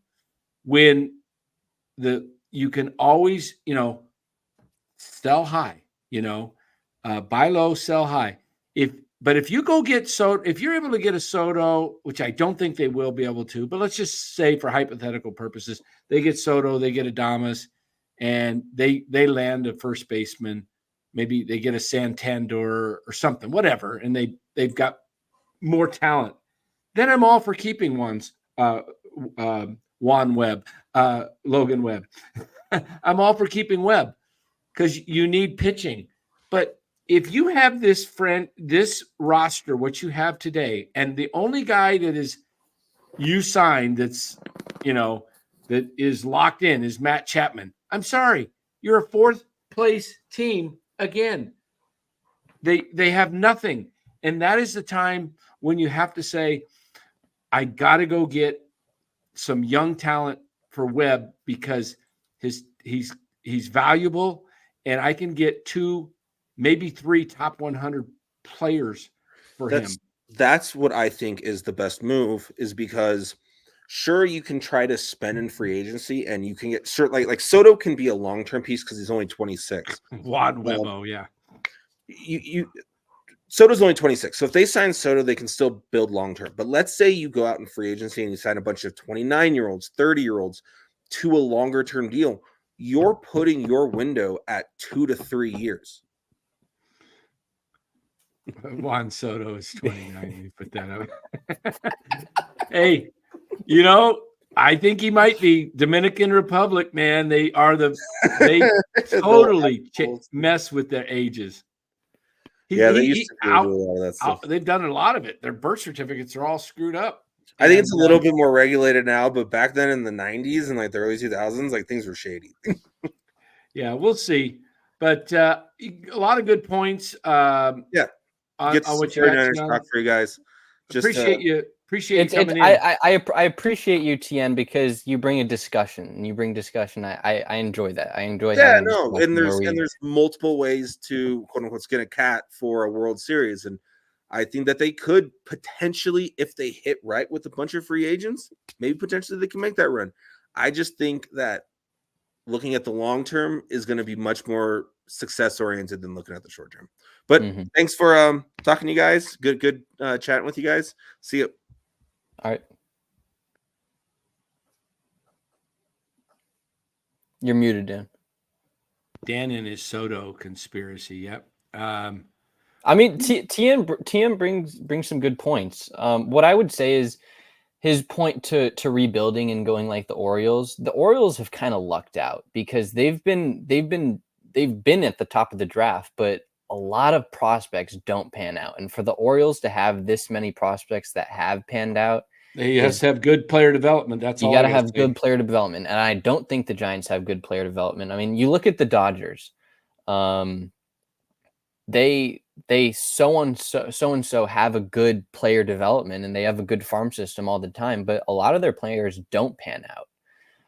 And you know what they do? They just keep on recycling the prospects for stars, and they go all in free agency. They trade for Freeman, they traded for Betts, and they re-signed Betts, and they signed Ohtani. They signed all these guys, and they're World Series contenders. So I think you can build a World Series contending team through free agency, but it can't just be free agency. It has to be everything. You have to trade for some pieces. You have to build some pieces through your farm system, and you have to sign players in free agency. Farhan has done none of that. That's the main reason why he isn't suited to be a GM. He hasn't done everything. You need three aspects. You need all three of those aspects to work, and he hasn't had anything. Correct. Well, let's get to some Niner talk before we do a little Niner talk. Do I want to show a little sneak preview of the standings for fantasy? No, let's hold off. Let's not jinx it. We're close, Bora. 6 games to go, man. Change the team name to Busters Boys. Back to Busters Boys. Down the stretch is the name of the team. Busters Boys down the stretch, because it is down the stretch time. It's 6 games to go, and I gotta hang on. I got some guys chasing, and I got a lot of haters that don't want to see me win. But why everybody's coming after me. So let's get to Niners. Javon Hargrave out for the season, possibly could come back if they make a deep run in the playoffs, according to Kyle Shanahan. Ryan Merdadian, very close to being canned from this show here, talking no chance 49ers choke the Patriots. He's another troll. Is that Ryan? What's that dude's name that's our troll? Giovanni. We're going to call you Giovanni Maradian. Giovanni Maradian. Welcome in, Giovanni Maradian. I think Hargrave's pretty much done for the season. He wasn't. The main issue for me with the Niners defense is the run defense, and he wasn't a run defender. He was a pass rusher. That's what they signed him for. I don't know what it's going to be, because they have Malik Collins. Then who else do they have? They have Kevin Givens. Who's the other guy that they have? T.Y. McGill. They have the young kid they signed. I've got his name right here. Oh, hold on. I got his name. They got Elliott. Jordan Elliott. Yes, Jordan Elliott. And Evan. Did you mention Evan Anderson? No, I didn't. Okay, Evan Anderson's the free agent they signed. He's a big body type guy like a DJ Jones. Supposed to be a run stuffer. That's what they need. They need run stoppers. They need someone who can stop the run, because that's what the Niners defense is built on. They stop the run, and then they get you in 3rd and long, and they use the wide 9 to take you out with the pass rush. But I mean, they're not stopping the run on 1st and 2nd down, so that the opposing team and the Rams in this game, we're getting into 3rd and short, and it was just quick tosses, which didn't which allowed the pass rush to not show up. Kyle says, at Dan Kuchman, do you realize Ryan Moradian is a moderator in your chat, right? Unless I'm missing the joke. His name is Blue like Mark Graves. Can that guy's butt. I don't care if he's a mod or not. He's smack talking us, Kyle. He could be a mod all he wants. He's in here trolling us. He's giving us a hard time. Look at, he said, haha, I said you all would win, laughing out loud. This dude is you know what? I'm telling you, this guy is a first class, you know what I mean? There it is. First class clown, Ryan Moradian. Get out of my chat, dude. I don't care if you want to mod for me or not. You're gone. All right. I got rid of him. No clowns in the chat. Moradian. I'm nicknaming him Giovanni. Giovanni Moradian. That fits. Merdadian, not Moradian. Merdadian. Giovanni Merdadian. Look, I got rid of him. He won't even come back. Where is he? I think I got rid of him. No, he's right here. Where is he? Is he at the bottom? Oh, there he is. He's smiling. Okay. You want to come in here, Giovanni? Come join the chat. Dan, what do you think of Brock Purdy? I thought he was awesome. He was great. He looked like, I would say, if I'm being honest, and I said, who's the better quarterbacks than him in the National Football League right now? There's only 2 or 3 that come to my mind. And that's Mahomes, Allen, and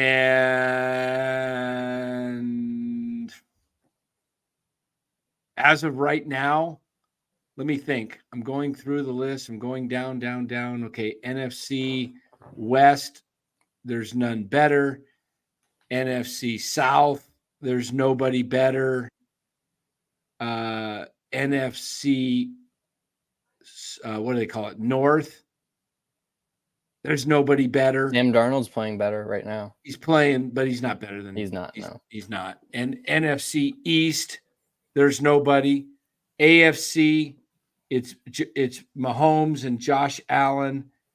Maybe I would say C.J. Stroud, Joe Burrow. Yeah, maybe C.J. Stroud. Burrow's 0-3. He played. He had a good game today. That was his defense. His defense completely gave it up today. I mean, Burrow's right up there. Burrow's awesome. Okay, so maybe 3 guys better than Purdy. Those Mahomes, Allen, and Burrow. Right now, at least. Right now, in the game. So those 3. And then I've got just behind Purdy is Stroud. And you got Jalen Hurts. It's probably up there. No, Jalen Hurts is not up there. No, top 10. He's probably around 9, 10. Don't you think? I don't even know if he's top 15. The amount of turnovers he's had in his past year or 2 has been abysmal. I don't even know. I'm thinking of the quarterbacks. Goff's a good. We watched one yesterday, and I like Dak in the regular season. Purdy's better than Hurts, definitely. Yeah. I was just thinking top 10. I'm thinking, who's your top 10? CJ Stroud for CJ Stroud's in there. I think Herbert's in there. I got to do something. I got to see teams in front of my face. So let me pull up NFL and we'll do this. And then NFL, let's do standings. and we'll get to. We got Fosse in the chat. We're going to bring him in the green room here.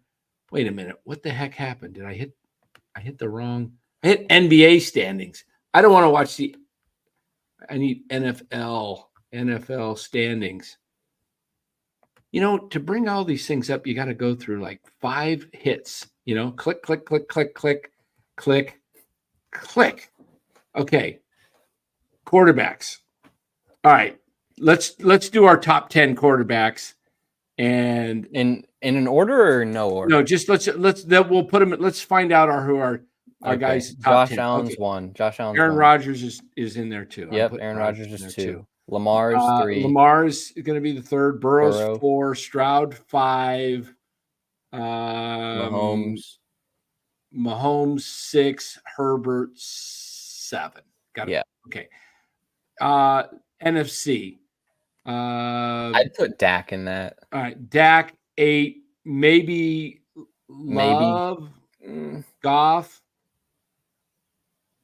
Let's put him in there for now. 9, 10, and then we'll back out. 9, 10. NFC Baker, South. maybe Baker. He's played really well last year, and he's played well this year. Not really. Okay, we'll put him in 10. We'll knock guys out. 10, and then Purdy and Stafford. 11, 12. All right. So who we've knocking out of the top 12 we just selected? First guy out for me is Baker. Okay. Second guy out for me is Goff. Over Love? Yeah. Okay. I mean, I'd put Love and Goff kind of together. Okay. I think Purdy's better than both of them. All right. So there we go. Now we've got our top 10. We just knocked off Baker and Goff.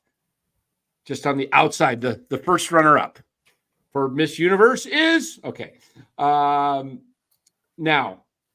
let's do our top 10. I'm gonna write this down. Wait, let me get a pen. I want to write this down. Fosse, hang in there. We're gonna finish this top 10, and we'll bring you on in. All right, Mahomes is 1. Mahomes is 1. Josh Allen is 2. Yep. I think I'm going Burrow 3. Yep. Purdy 4. You're saying Purdy's at 4. I'm saying Purdy's at 4. All right. Purdy's 4. I'll say CJ Stroud. At 4? Yeah, I'm going to say CJ Stroud's at 4. Okay, so you're flipping them. I've got Stroud at 5. I don't have Purdy at 5 either. Okay, what are you, one of those haters? No, CJ Stroud. Who else? Who do we?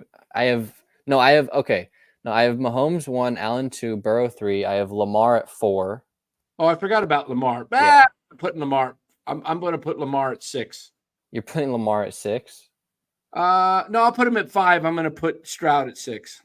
All right, wait. I'm putting Mahomes 1, Allen 2, Burrow 3, Lamar 4. I'm putting Stroud at 5. All right, who else do we have? 6. We have. Did you have Dak in there? I don't think Dak is. Did you have Dak in the top 10? I did, yeah. I'm gonna. I mean, would you say Stafford's better? I'm putting than Purdy? Goff over Dak. Would you say Stafford's better than Purdy? No, but I'll put Stafford over Dak. All right, wait. All right, we're gonna do 2 separate top 10s. All right, your top 10 is Mahomes 1, Allen 2. All right. Burrow 3. All right, Burrow 3. Purdy 4. All right. Lamar 5. Okay. Stroud 6. Okay. Stafford 7. Okay. What? My pen is leaking. Jesus Christ. Stafford 7. What else did I have in here? I need to go to the AFC. Justin at 6, who's at 7? I have Stafford at 7. Herbert at 8. Herbert at 8. 9 is. Do I have anybody in the AFC left? No. I'm going to go 9 Love. All my 10, pens are out of ink. 10, I'm going I'm going Goff. Okay. So you have who's at 9?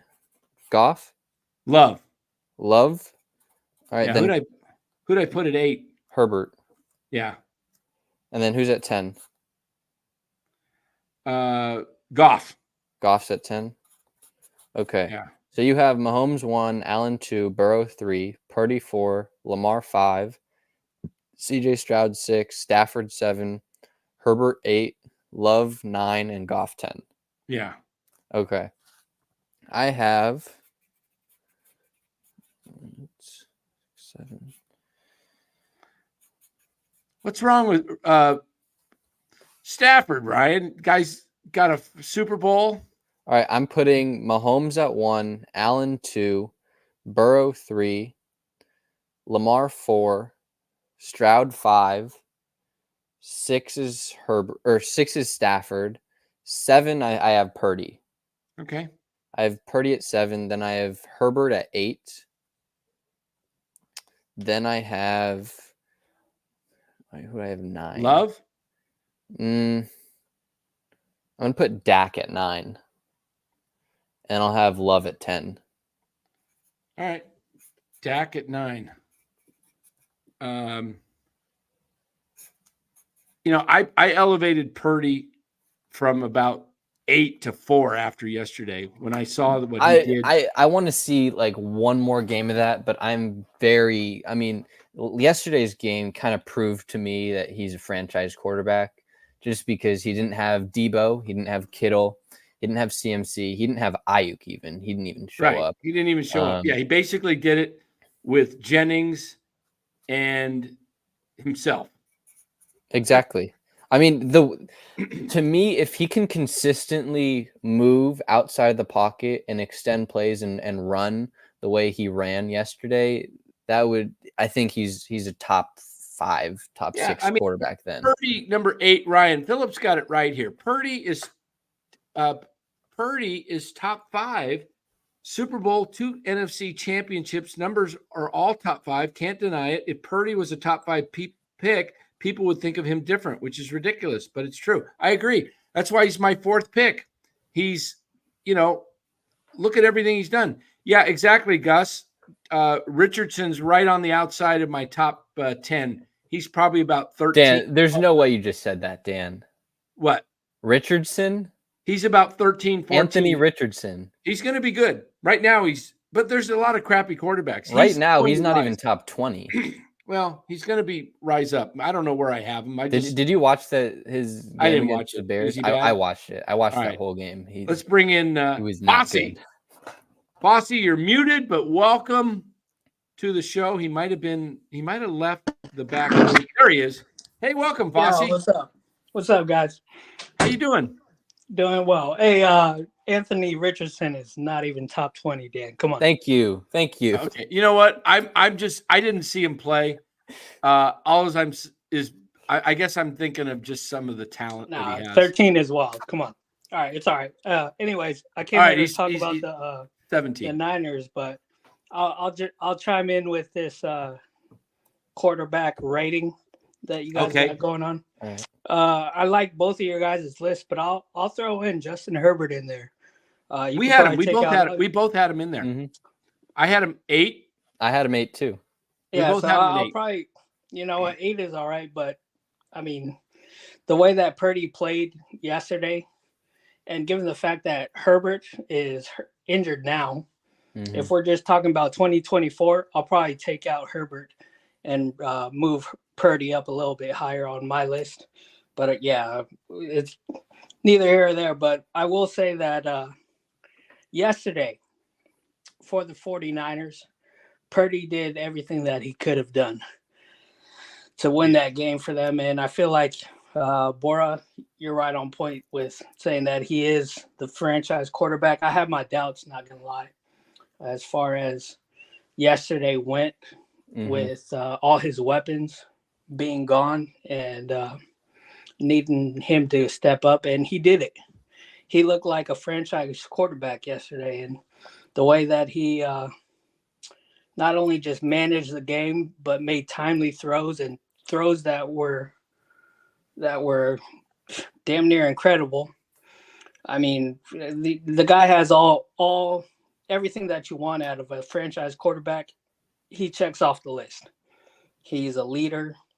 He's a game manager. He needs you to make the throws at the right times, and not only that, he can scramble. He's athletic. I mean, I don't know how many people are going to say that about Brock, but the guy moves out of the pocket well, and he can run for a first down when you need him to.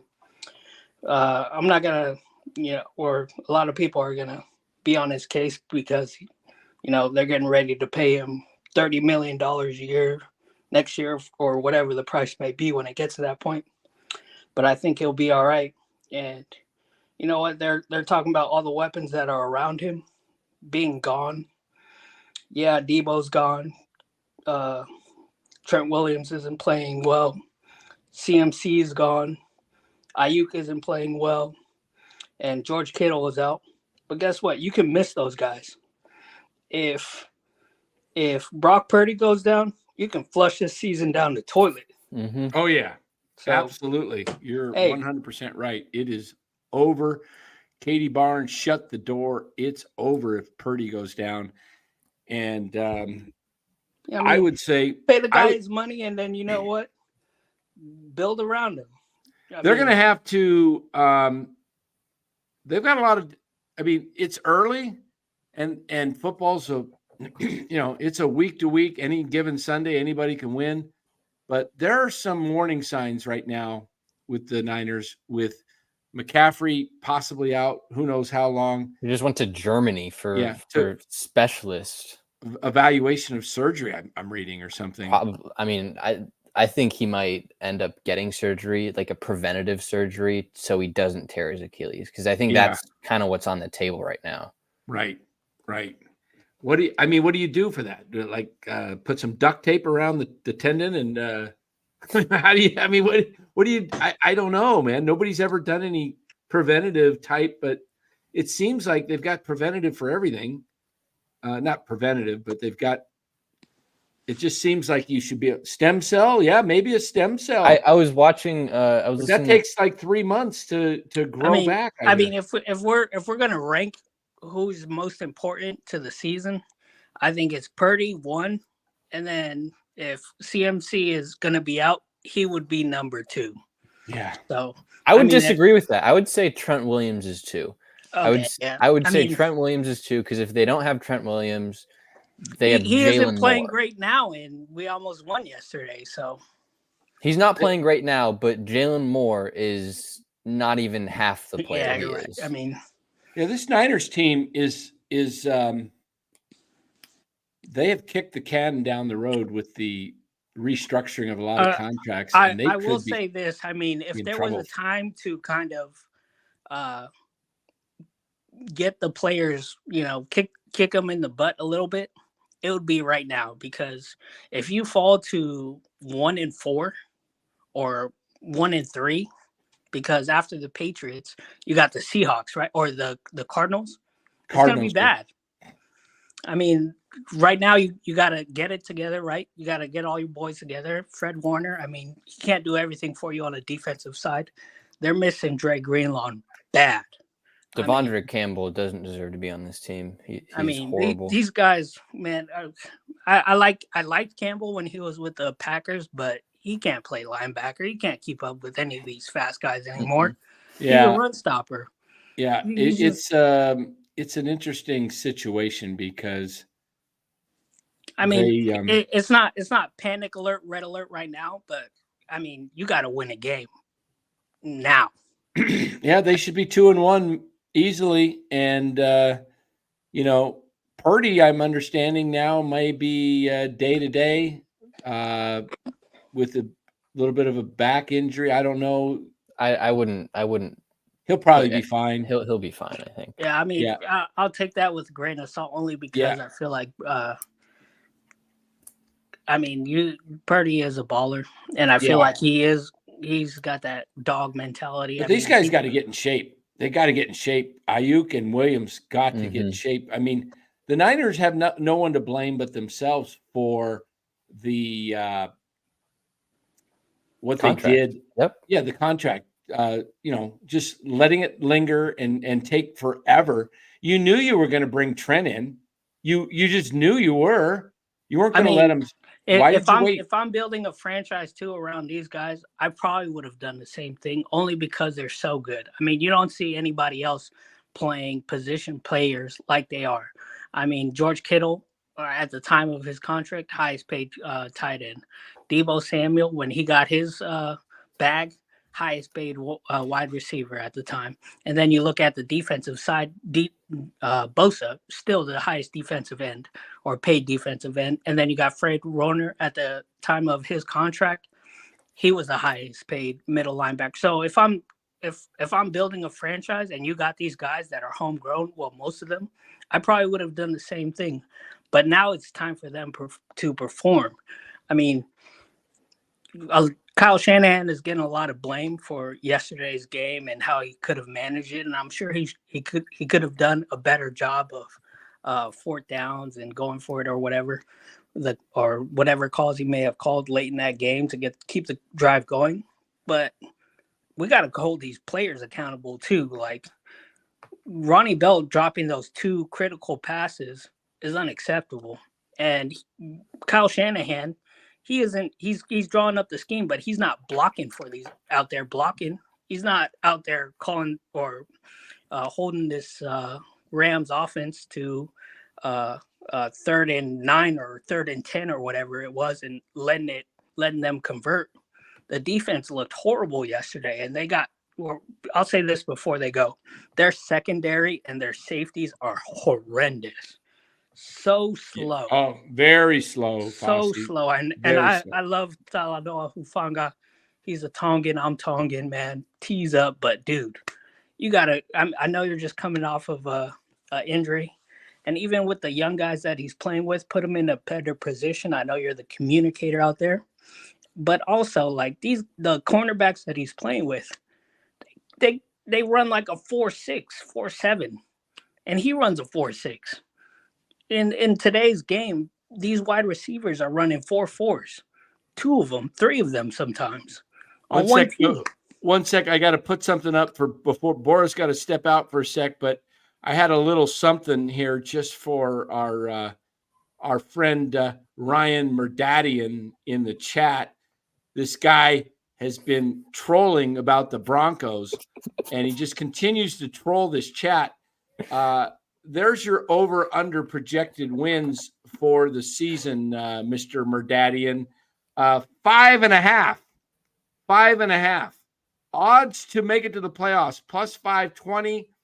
AFC West, plus 2,000. Odds to win the Super Bowl, plus 15,000. Can we get this guy out of this chat right now? Get this guy. What do you think of this guy, Ryan Fossey? What do you say about his guy? He's wanting to bet me right now to Venmo me on this projected wins for the Broncos. Is this a playoff team, the Broncos? I'll say this: so you guys win one game and think you won the Super Bowl, when you haven't been relevant for. Look, I know what it's like not to lose a lot, but you win one game, act like you've won a game. All right. I mean, you're over here thinking that you won the Super Bowl, and then on top of that, go to a Buccaneers chat, man. Like, that's the team you just beat. Like, you have nothing to do over here. Get him.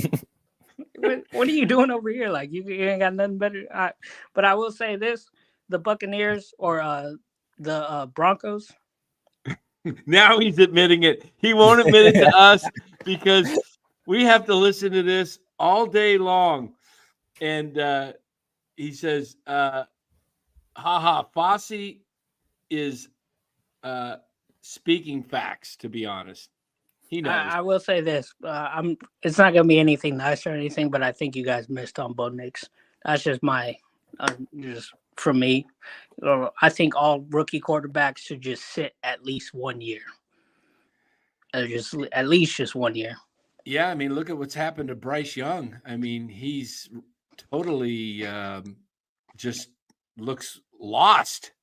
I mean, it doesn't happen often where a rookie quarterback can come in and get some wins.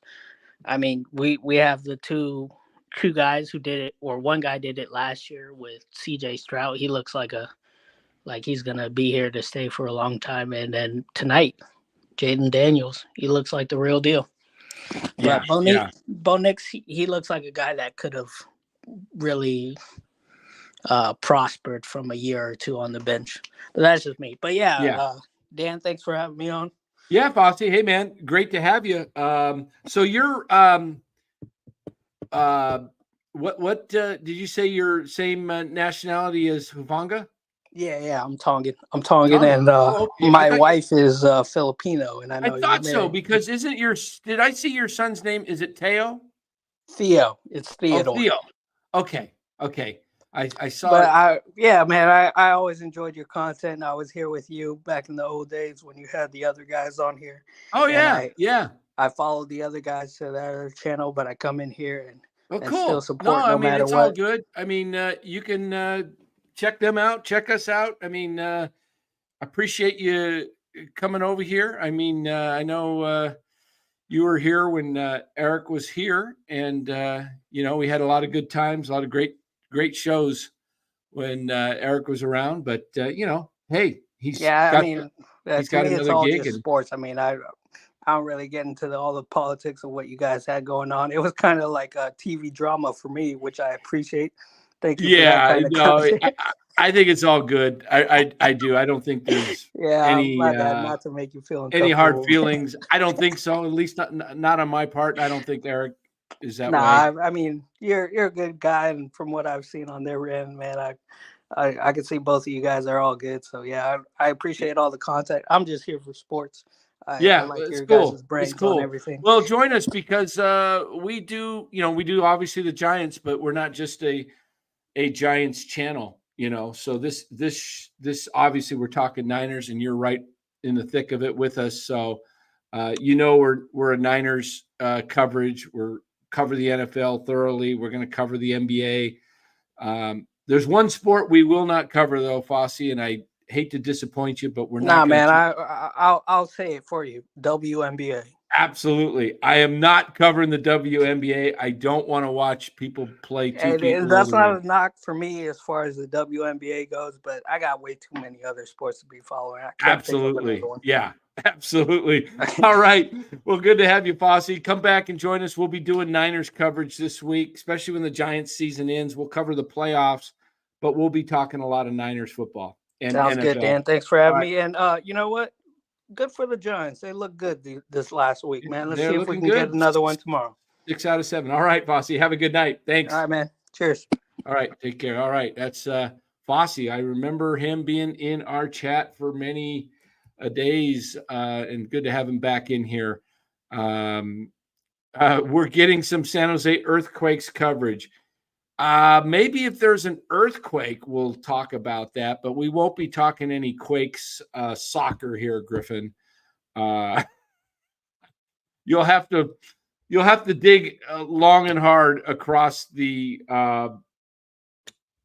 channels of YouTube to see if you can find anybody that wants to talk San Jose earthquakes.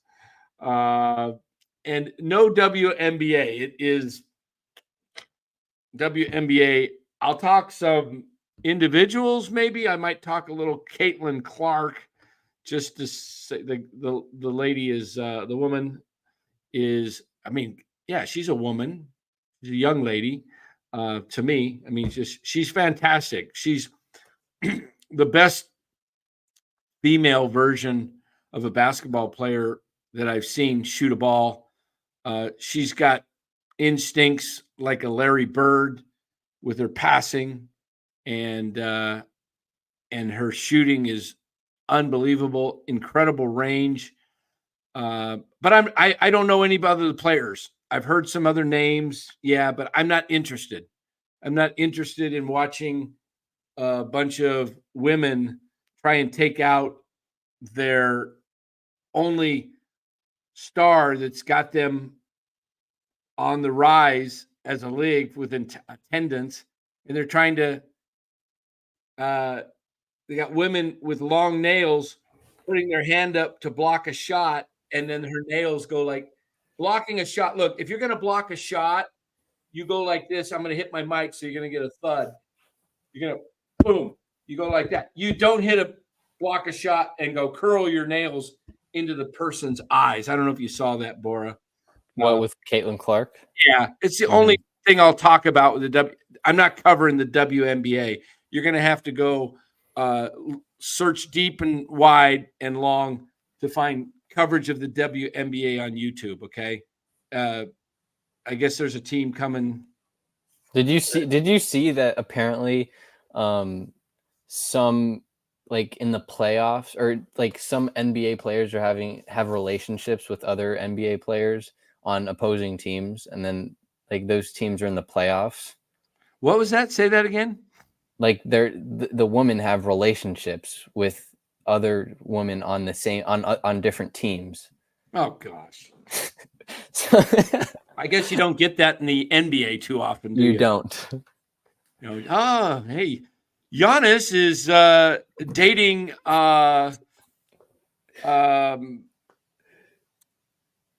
Jason Tatum on the side. Jeez.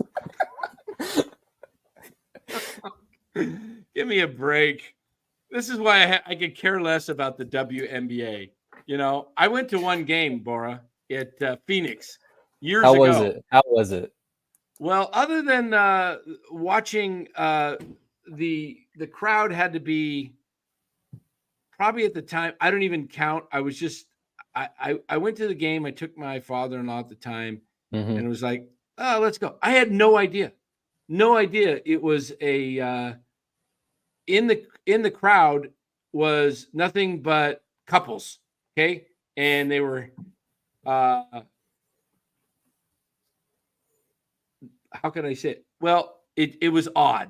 I'll just put it that way. It was odd to watch, and couples hanging all over each other. And I was like, this is sick. Get me out of here. I came to watch basketball, and I got how much were the tickets? I don't even remember. Maybe $10. Yeah. I don't know. You could probably go to a Giants game for less than that.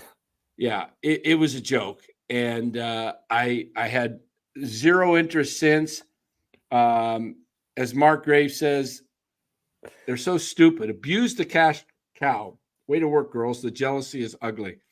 It's jealousy. I'd watch Caitlin Clark, though. I'd go to a game to watch Caitlin Clark. I would probably watch Caitlin Clark if it was something I wanted, you know. I mean, I've seen highlights of her, as I said before you got back on. She's fantastic.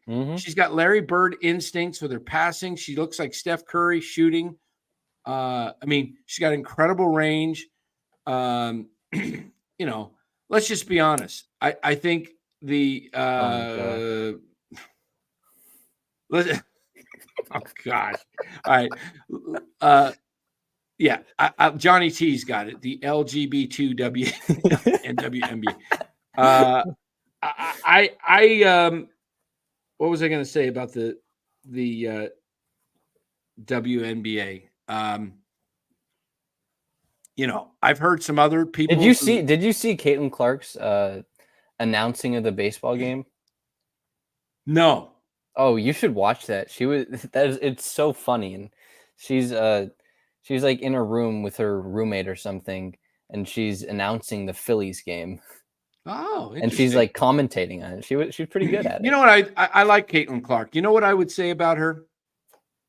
I would just love it if the refs and the league doesn't take action against some of these thugs, these dumb women who are abusing her. How about just say, you know what? I'm going to take the year or two off. She got like offers for millions of dollars to play in some other leagues.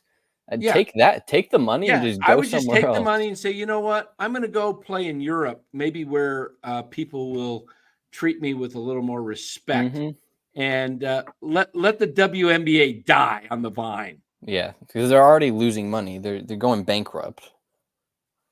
Yeah, a Johnny T16, great comment. I'd honestly rather burn my retinas with a magnifying glass in the sun than watch a WNBA comment game. of the day. Griffin says, what does Chardal have to say about the NBA? Well, we were just about ready to find out, but he was in the join back. He was in the chat and then he left. And he came in, he was in the green room. We were just about ready to fire off to Chardal as a report. 75% of the flagrant fouls. Every time I turn on ESPN or Twitter and I see highlights, Clark's getting maimed. And I'm like, what are you doing about this? You ought to find these people. They don't make a ton of money. Fine them 20, first time 10% of their salary, 20, 30, 40, 50. They'll get the message. Believe me. I'm not letting a bunch of thugs ruin the cash cow. Will. God. I don't know. I'm not a WNBA person at all. I don't care for it. I think we have a man that likes the WNBA. He relates to the WNBA in some way. I think he says he loves the women. We bring them in. Chardal, that women chaser. Hey, Dan and Bora, how's it going? Good. Are you that woman chaser chasing the WNBA girls? Women? I'm not that woman chaser. Oh, you're not wanting to date some of those women? I'm not that 40-year-old man who was chasing the Paige Beckers. Okay, you're a 20-plus-year-old guy. I'm a 27-year-old male. 27-year-old male. You're watching 22 to 20 to 30-plus females. You got the hots for any of them? No, I like Paige. I like Angel Reese. Angel Reese? You want to get you want to get in the paint with Angel Reese? I want to get her number. Okay. Chardal, what are your thoughts on the 49ers? As a 49er fan, that was the absolutely gut-wrenching loss that we suffered against the Rams. On a game-winning field goal by Joshua Carty in the fourth quarter, I think that we should have won that game. I agree.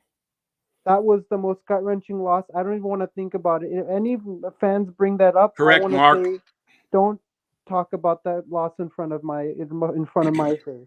Exactly. What do you think of Brock Purdy's performance, Chardal? I think Brock Purdy had a phenomenal performance. That was one of the best performances by Brock Purdy. Absolutely.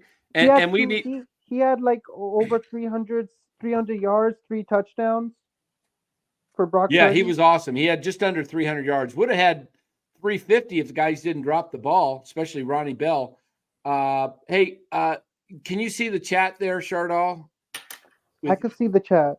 Can you confirm or deny this rumor? It's out there. It's in our chat. I don't believe in that rumor. I'm not dating a girl on the New York Liberty. That's a rumor. I read it on Twitter. It's false. I'm not dating a girl on the Liberty.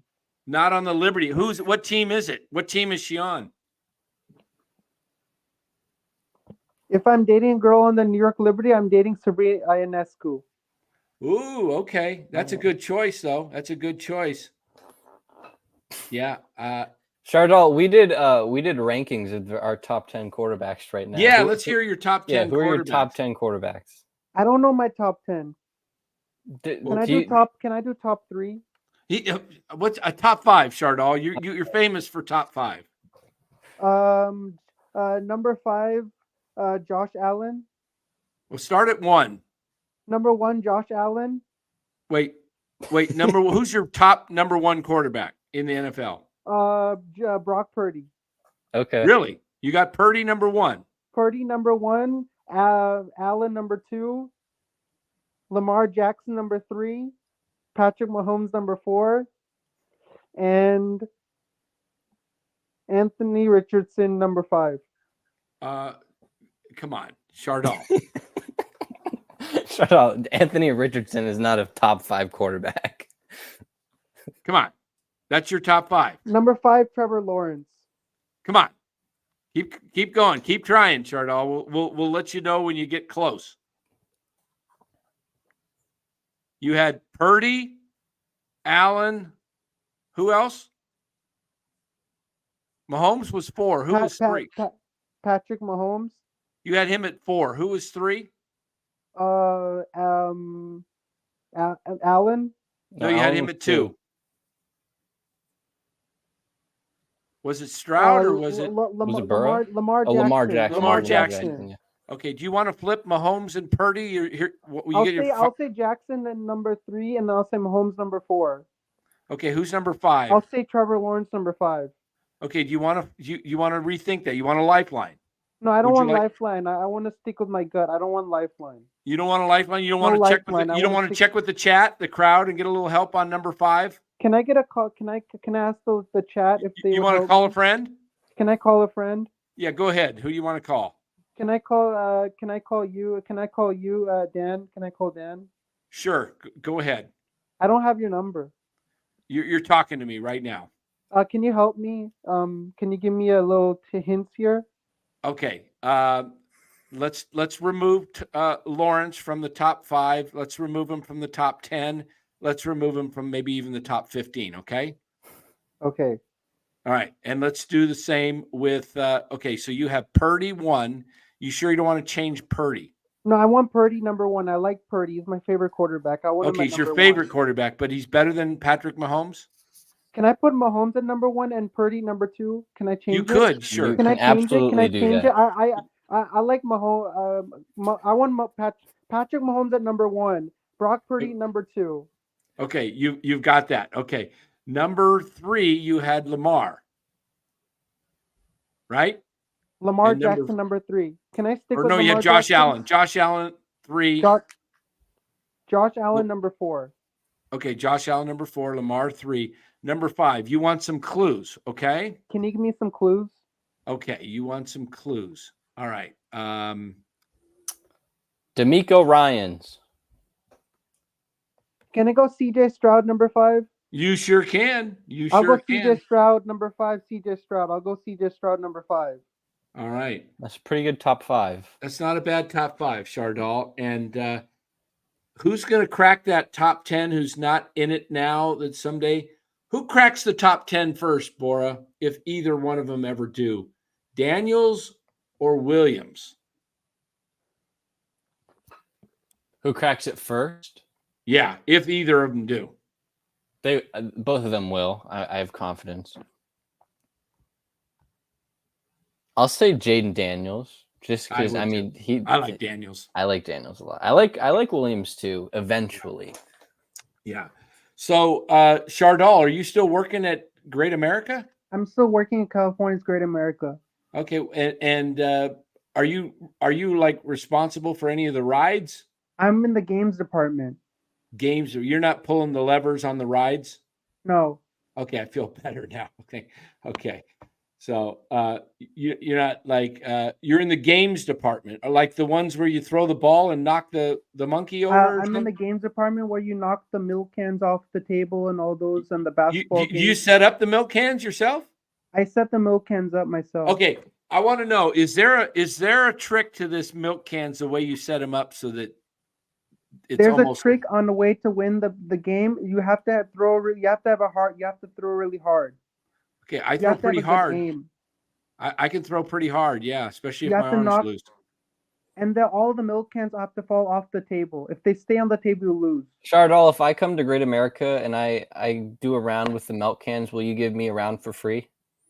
I can't give you a game for free.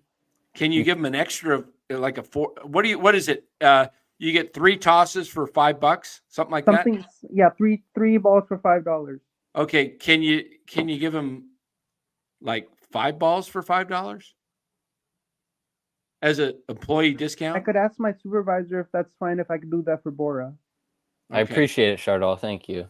I'll ask them if I could do. I'll tell them that Bora is a friend on the NorCal Sports Network. Could I make this a little small adjustment for Bora to give him 5 balls for $5? Can I do that?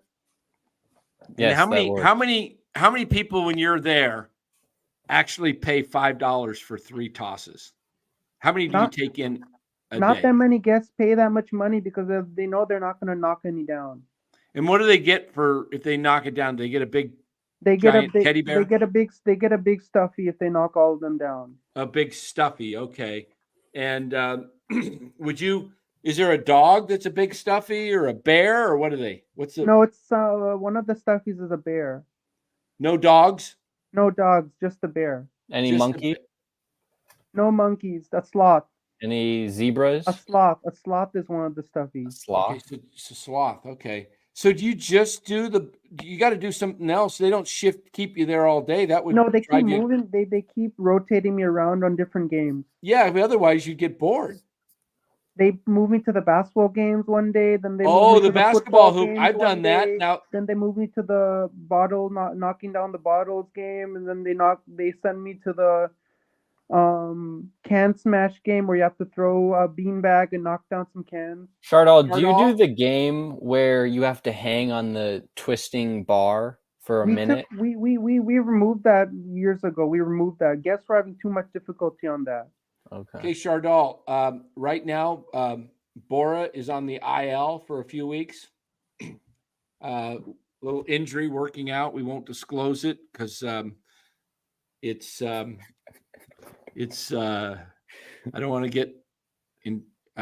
What's the term is HIPAA. adductor. Bora, Yeah, can I be your adductor. replacement when you're on the IL? He's officially on the IL right now. Can I He's be Bora's replacement? And then once Bora comes back off the IL, then he can come back. About 3 weeks. But you know what we're going to do, for you, Chardal?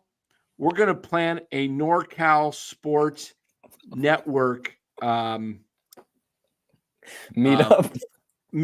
fun day at Great America. And we are going to see who can knock the cans down, who can put the ball in the hoop. Let me ask you this. The ball in the hoop, I've done that before. That hoops are like just barely bigger than the basketball, where in an NBA, a regular basketball, the hoop is 2 times bigger than the ball. Hey, Bora. Hey, wait, I'm asking you a question. Don't ask. Hold on. I'm not finished. Is the hoop a lot smaller? Is it the ball barely fits through the hoop on those? The hoop is really small. It's not even regulation. Yeah, they're real small. You can barely fit one ball through it, right? It's not even that big. It's not a regulation net, so you can't even fit a ball into it. Well, you can, otherwise they wouldn't go in. No, you can shoot a ball into it. Right, but it's got to be perfect almost, right? It got to be perfect. Yeah, it's all messed up. You got to have enough arc on the ball to make it fall into the net. Do you have a 3-point shot place, or is it? Yeah, we have a 3-point challenge game, which is you pay $12. What's the lightest day of the year? And you get of the week. You get 12 shots. You pay $15 and you get 12 shots. And you got. I got an idea. Do you work on Sundays or Saturdays? Called 3-point challenge. You go from one rack, you get 4 shots. Money balls are 2 points. No, I think the money balls are 2 and the black balls are 1. All right, Chardal. When you're at work, what's the busier day? Saturdays or Sundays? Weekends are busier. Yeah. What if we did a Niner game and we met at, when do you start? Do you work on Sundays? I work on the 27th. I work on the 28th. I don't work on the 29th because it's a Niner game. But is it open during Niner home games? It's closed on Niner home games. Okay, that's because it's right there, huh? Mm-hmm. So Levi Stadium is right across the street. Yeah, shucks. I was thinking we could do a morning meetup at 10 o'clock. At Great America? At Great America. Is it open when they play a Sunday night game? It's open on a Sunday night game. It's closed. I mean, all home games are closed. All home games are closed. I got it. That would have been an away game. We're open, but a home game we're closed. Yeah, the whole idea is to do a meetup, go to Chardal's game booths, and then head over to the game. But it's closed. Okay. Bora?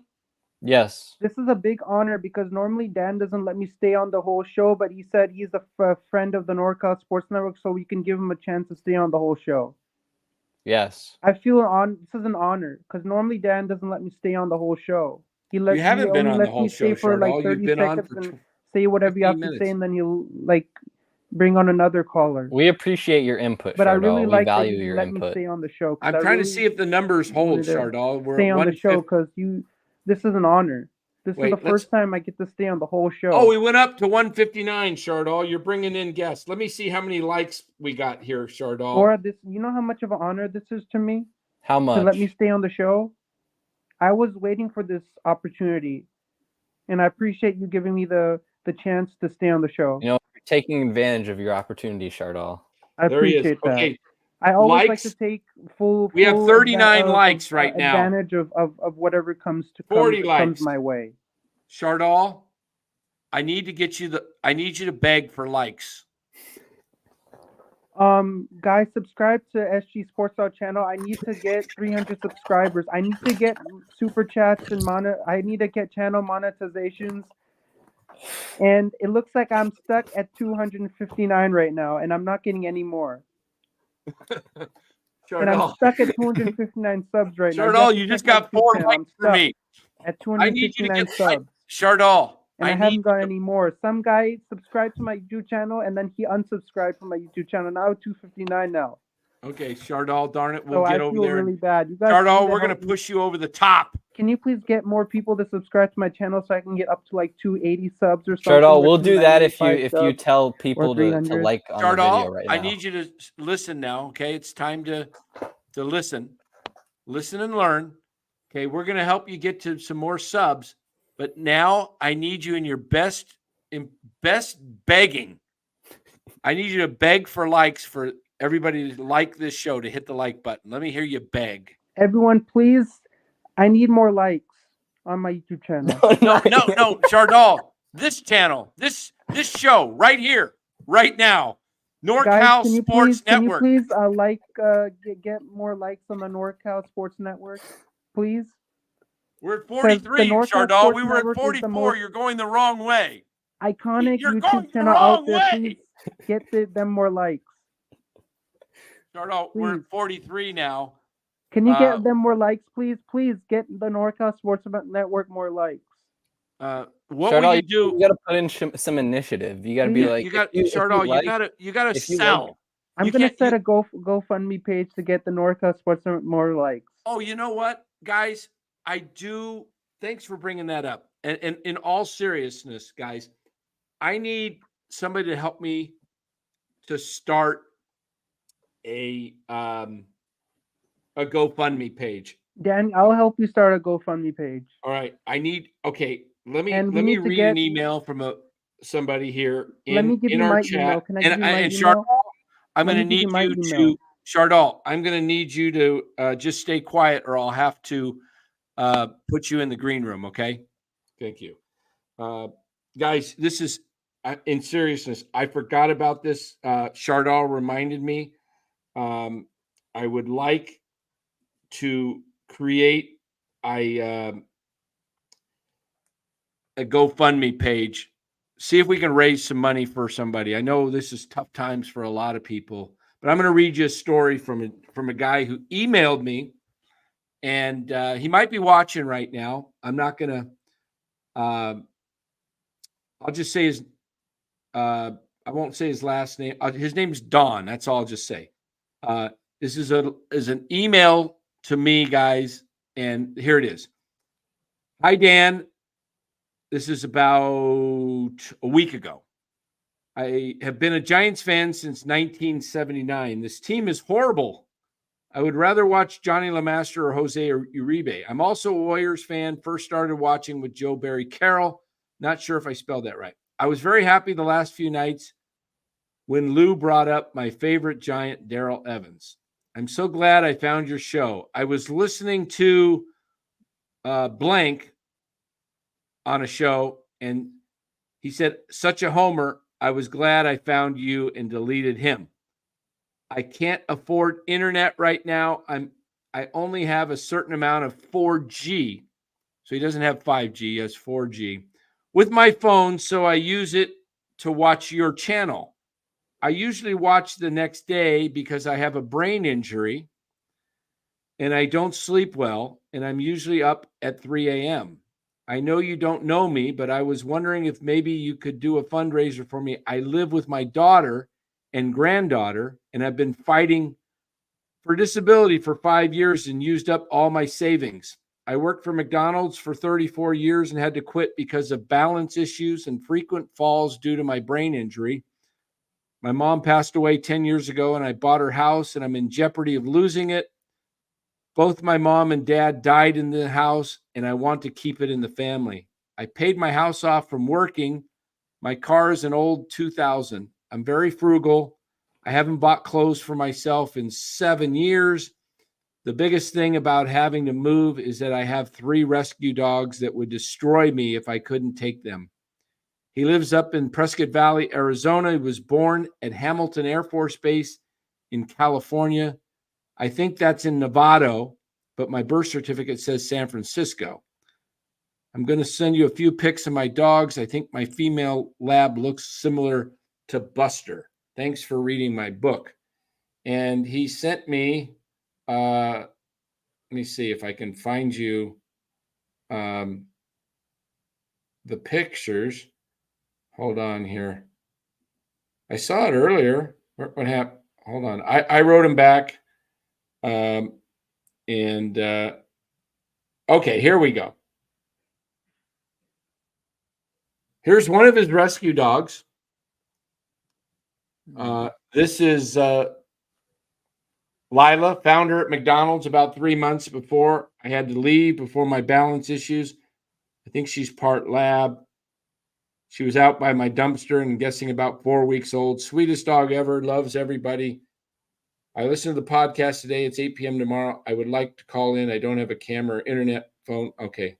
I don't stay up late because of my sleep pattern due to brain injury. I'd love to talk baseball early in the show. Thanks for listening.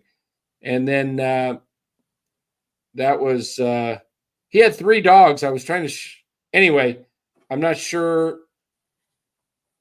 if I see. They're in different emails. Okay, here's another dog.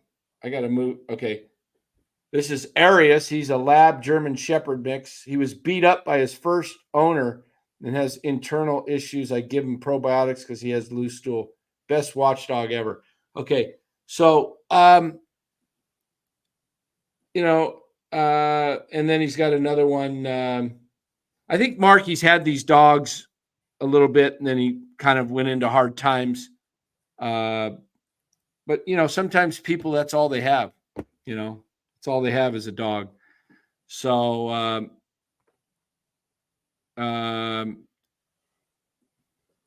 anyway, he said his birth certificate says San Francisco.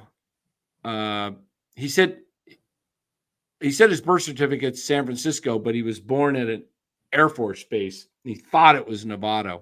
But anyway, I don't know how to do a GoFundMe. Dan, I can help you out with that after the show and everything. Yeah. See if we can help this guy out. He's having a hard time, and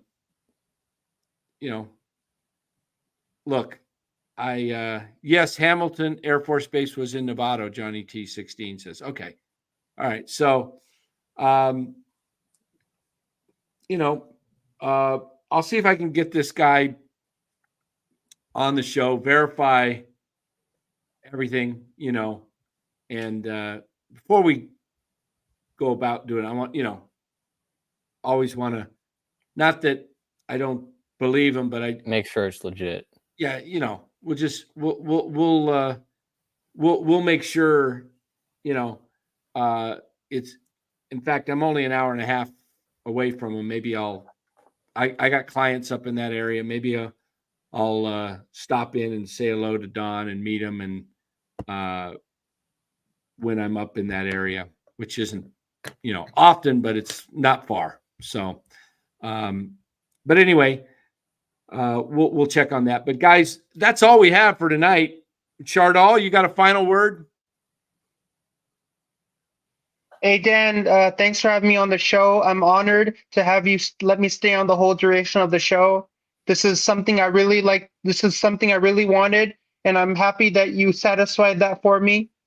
Because I really like to stay on the whole show, but for some reason, you only let me stay. I have only 60 minutes of my stay, and then you kick me off of the show, and then you don't let me stay on the show. So I'm happy they let me stay on the whole show. Okay, Chardal, it's good. It's an honor. It's an honor. And I'm a big fan. I'm a big fan of you and Bora. Thank you, Chardal. Bora's a great host. Dan's a great host, and Bora's a great co-host on this NorCal Sports Network.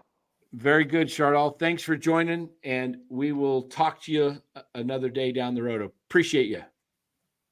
Thanks for having me on the show, and I would love to come on the show another time. If Ryan posts a link in the chat, then I would gladly click on the link and then join the show, because I love both of you guys. Man, you guys rock, both of you guys. All right, thanks, Chardal. Have a good night, man. And I hope you have a great night. And I would love to come on the show in the near future. All right, Chardal. One last question for you. Are you there still? I'm still there. Okay. Would you like to come on the show sometime? I would love to come on the show sometimes. Okay. Thanks. We'll see you, Chardal. Have a good night. Have a great night, Dan and Bora, and I'll hope to see you some other time. All right. Take care. Bye. All right, Chardal. Okay. Mark Graves. Okay. Oh gosh. Okay. Well, guys, hit the like, subscribe button. Appreciate you being here. And we'll be back tomorrow night at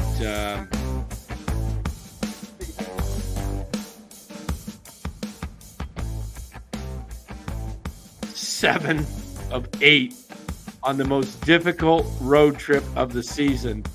Incredible. They decide to show up. Is that unbelievable? It is completely unbelievable. I wouldn't be shocked if they just go out tomorrow and win again. Or today, actually. Later today. It's now 12:13. It is 12:13, way past the show's deadline and the show's bedtime. Guys, thanks for joining. Appreciate all you being here. Any last thoughts in the chat that we need to cover? I don't see anything earth-shattering that I need to get to. And Webb is pitching tomorrow. Mm-hmm. Wow. We'll see if he can become the ace. All right, guys. See you tomorrow night. And have a fantastic Tuesday. And if you see a Bronco fan, tell them be careful riding that Bronco. You're likely to fall off and hurt yourself. Probably Broncos for the Merdadians out there, 5-12. Have a good night, everybody. Take care.